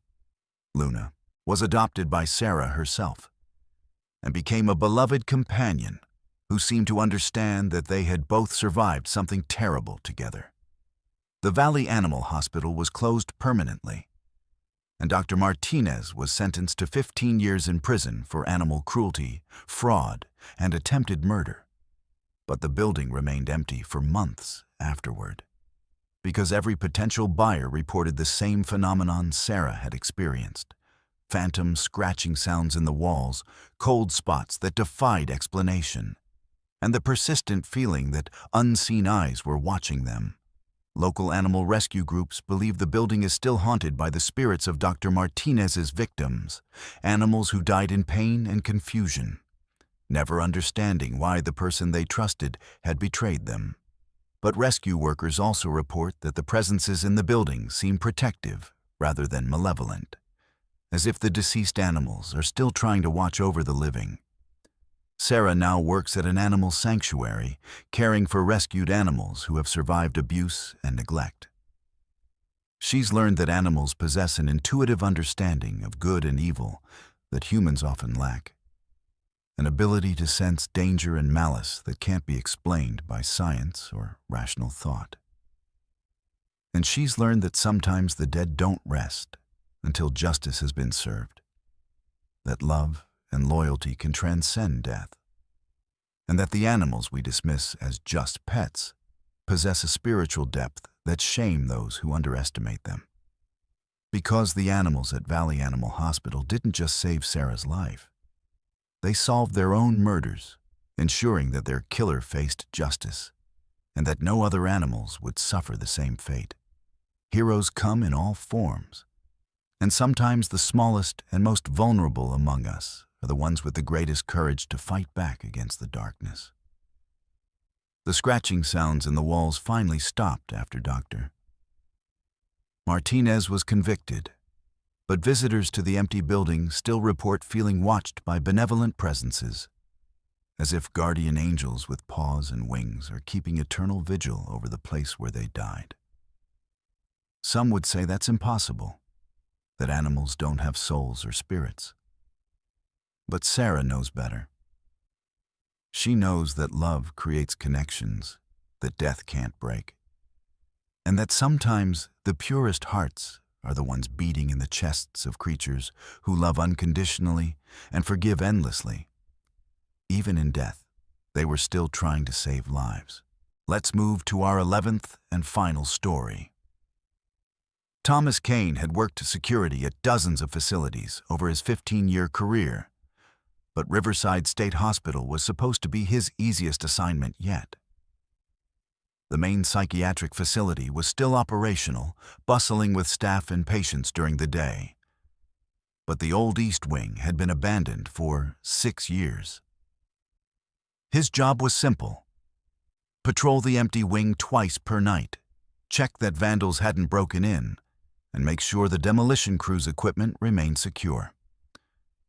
The East Wing was scheduled to be torn down in 2 months to make room for a new outpatient treatment center. For now, it stood as a monument to outdated mental health care. Long corridors lined with small rooms that had once housed patients under conditions that modern medicine had rightfully rejected. Most of the medical equipment had been removed, but the bones of the institution remained. Steel doors with observation windows, restraint points built into the walls, and the heavy silence that seemed to permeate places where desperate people had spent their final days. Thomas had been patrolling the East Wing for 3 weeks without incident. The building was secure, quiet, and mercifully free of the homeless populations that sometimes took shelter in abandoned structures. It was the kind of assignment that let him catch up on podcasts and online courses while earning decent money for minimal work. But tonight, someone was waiting for him. Thomas first noticed the signs during his 1 a.m. patrol of the 2nd floor. Someone had been in the building since his last round 6 hours earlier. Not vandals looking for copper wire or drug users seeking shelter, someone who understood the layout of the facility and had been moving through it with purpose.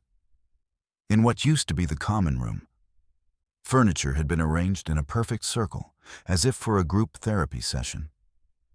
The chairs were positioned with mathematical precision, facing inward, creating an intimate space for conversation among people who were no longer there. In the former nurse's station, patient files had been spread across the desk in organized rows.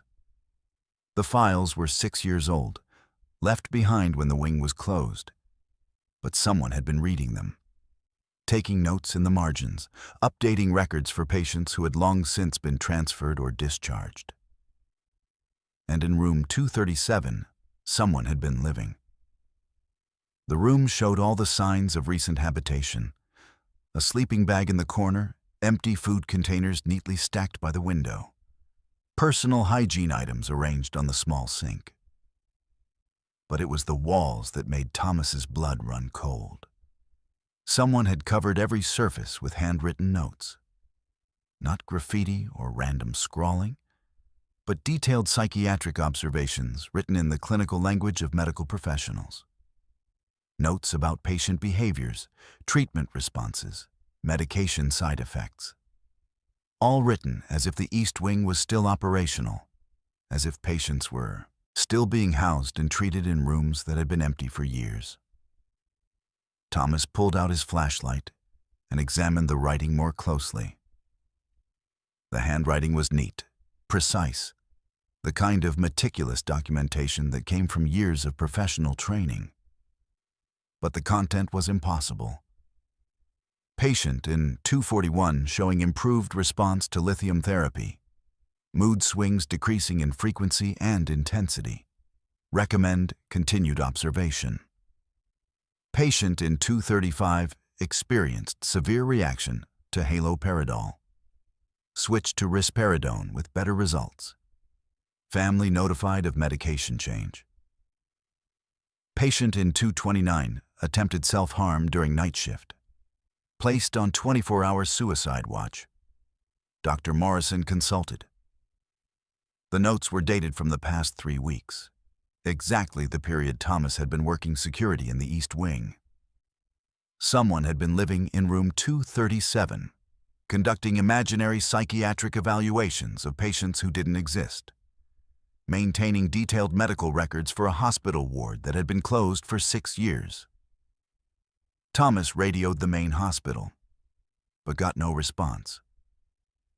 The East Wing's communication system had been disconnected when the facility closed, and his radio's range didn't extend to the active hospital buildings across the campus. Thomas's training told him to leave the building and call for backup. But his curiosity and 15 years of security experience told him to investigate further. Whoever was living in room 237 might be mentally ill and in need of help rather than dangerous and criminal. Thomas made his way through the abandoned wing, checking each room mentioned in the handwritten notes.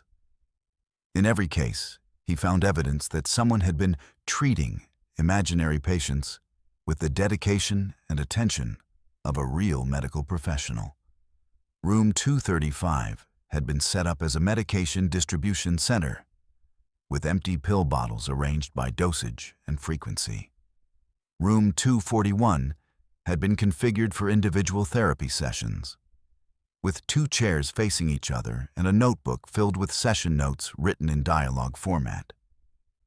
Room 229 had been modified for suicide watch, with all potentially dangerous items removed and soft materials placed over hard surfaces.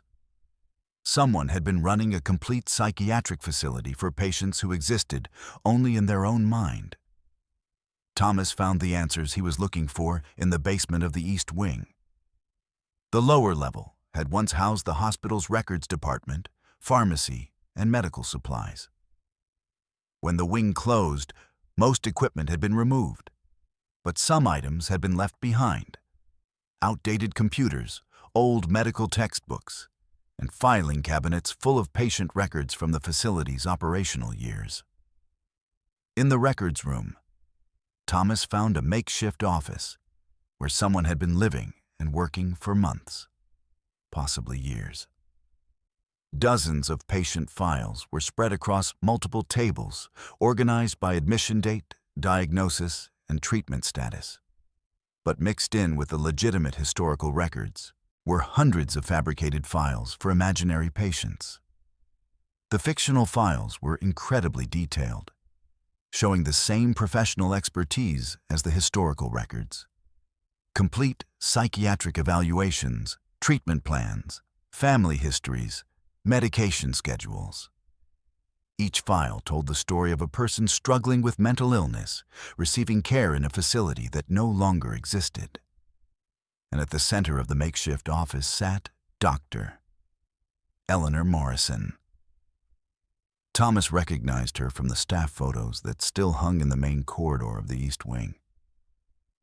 Dr. Morrison had been the chief psychiatrist of the East Wing for 23 years before it closed. According to the official records, she had retired when the facility shut down and moved to Arizona to be near her grandchildren. But Dr. Morrison was sitting at her improvised desk, writing patient notes by flashlight, completely absorbed in her work. She was wearing a white lab coat over civilian clothes, her gray hair pulled back in the same professional style from her staff photo. She looked exactly as she had 6 years ago, as if time had stopped when the East Wing closed. "Dr. Morrison?" Thomas called out softly. She looked up from her notes, unsurprised to see him. "Oh, hello, Thomas. I was wondering when you'd find me down here. You've been very thorough in your security rounds." "Dr. Morrison, what are you doing here?" "My job," she replied simply. "Taking care of my patients. They need continuous monitoring, you know. Mental illness doesn't follow a schedule." Thomas looked around the basement office, understanding the full scope of what he was seeing. Dr. Morrison had never left Riverside State Hospital. When the East Wing closed, she had simply moved into the abandoned building and continued working, creating imaginary patients to replace the real ones who had been transferred. "The patients were moved to other facilities 6 years ago," Thomas said gently. "Were they?" Dr. Morrison asked, gesturing toward the files covering her desk. "Because I have 57 patients upstairs who need their medications adjusted, their therapy sessions scheduled, their families notified of progress. They can't be moved, Thomas. This is their home." Thomas realized that Dr. Morrison was experiencing some form of dementia or psychotic break, unable to accept that her life's work had ended when the facility closed. She'd been living in the basement, maintaining elaborate fantasies about continuing to treat patients who no longer existed. "Dr. Morrison, I'm going to call someone to help you," Thomas said, reaching for his cell phone. You can't, Dr. Morrison replied, her voice taking on a more urgent tone. The patients need me. If I leave, who will monitor their medications?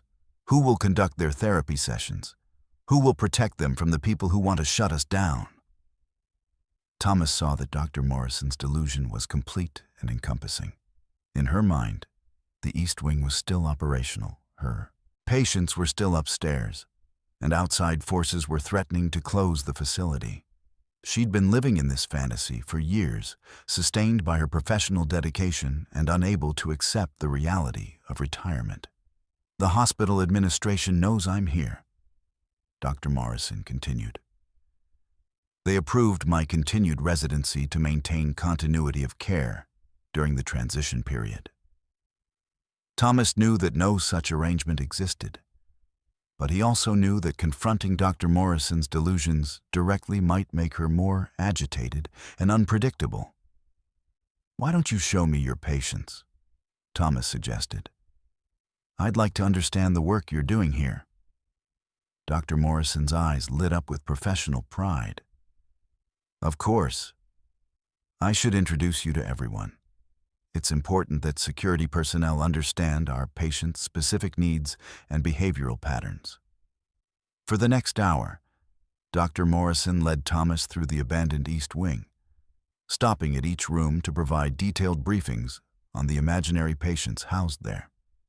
She spoke with the authority and compassion of someone who had devoted her life to mental health care, describing treatment plans and therapeutic breakthroughs for people who existed only in her deteriorating mind. In room 225, she introduced Thomas to Margaret, a 70-year-old woman with severe depression who was responding well to a new antidepressant regimen. In room 238, she presented the case of David, a young man with bipolar disorder who was learning to manage his condition through a combination of medication and cognitive behavioral therapy. Each imaginary patient had a complete history, a comprehensive treatment plan, and a future that Dr. Morrison was carefully managing with the dedication of someone who still believed her work could save lives. They trust me, Doctor, Morrison explained as they completed their rounds. After 6 years, we've built relationships that can't be replaced. If they were transferred to other facilities, they'd have to start over with new doctors who don't understand their histories.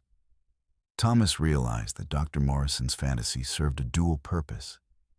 It allowed her to continue the work that had defined her identity, and it protected her from the grief of losing her patients and her purpose when the facility closed. But living alone in an abandoned psychiatric hospital, maintaining elaborate delusions about imaginary patients, was slowly killing her. Dr. Morrison was thin, pale, and clearly malnourished. She'd been surviving on canned food and bottled water, avoiding contact with the outside world to maintain her fantasy. Dr. Morrison, Thomas said carefully, what if I told you that your patients could receive better care at the new facilities? Modern equipment, updated treatment methods, specialized staff. Dr. Morrison's expression became suspicious. You're one of them, aren't you? One of the administrators who wants to close us down. I should have known when they assigned a new security guard. Thomas realized he was walking a dangerous line. If Dr. Morrison became convinced that he was a threat to her imaginary patients, she might react with the protective instincts that had sustained her delusion for 6 years. I'm not trying to close anything, Thomas assured her. I just want to make sure everyone gets the best possible care. The best possible care is here, Doctor, Morrison insisted, where patients are treated as individuals, not case numbers, where therapy isn't rushed because of insurance limitations, where people can heal at their own pace without being pushed out to make room for new admissions. Thomas understood that Dr. Morrison's delusions were rooted in legitimate criticisms of modern mental health care. She'd spent decades watching budget cuts reduce staff, shorten treatment times, and prioritize profit over patient outcomes. The fantasy of the East Wing allowed her to practice medicine the way she believed it should be practiced, without the constraints that had limited her effectiveness in the real world. But fantasy was killing her, and Thomas knew he had to find a way to connect her with reality without destroying her psychologically. That's when Thomas made a decision that would haunt him for the rest of his life. Instead of calling for immediate help, instead of forcing Dr. Morrison to confront the reality of her situation, Thomas decided to become part of her delusion. Just for one night. Just long enough to understand what she needed and figure out how to help her. "Dr. Morrison," Thomas said, "I think there might be a way to ensure your patients get the care they need. But I need you to help me understand exactly what they require." Dr. Morrison's suspicion melted into relief. "Of course. That's exactly what we need.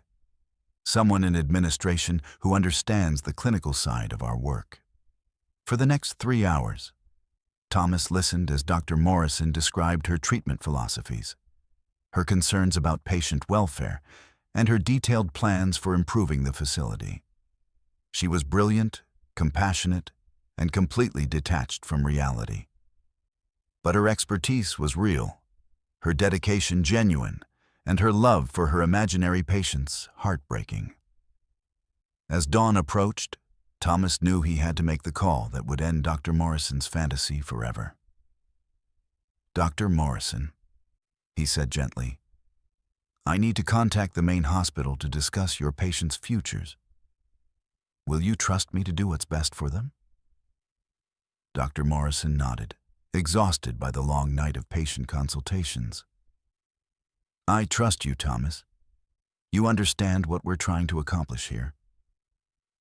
Thomas called 911, requesting medical assistance for an elderly woman experiencing psychiatric distress.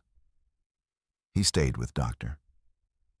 Morrison until the paramedics and psychiatric evaluation team arrived, holding her hand as she slowly began to realize that her 6-year fantasy was ending.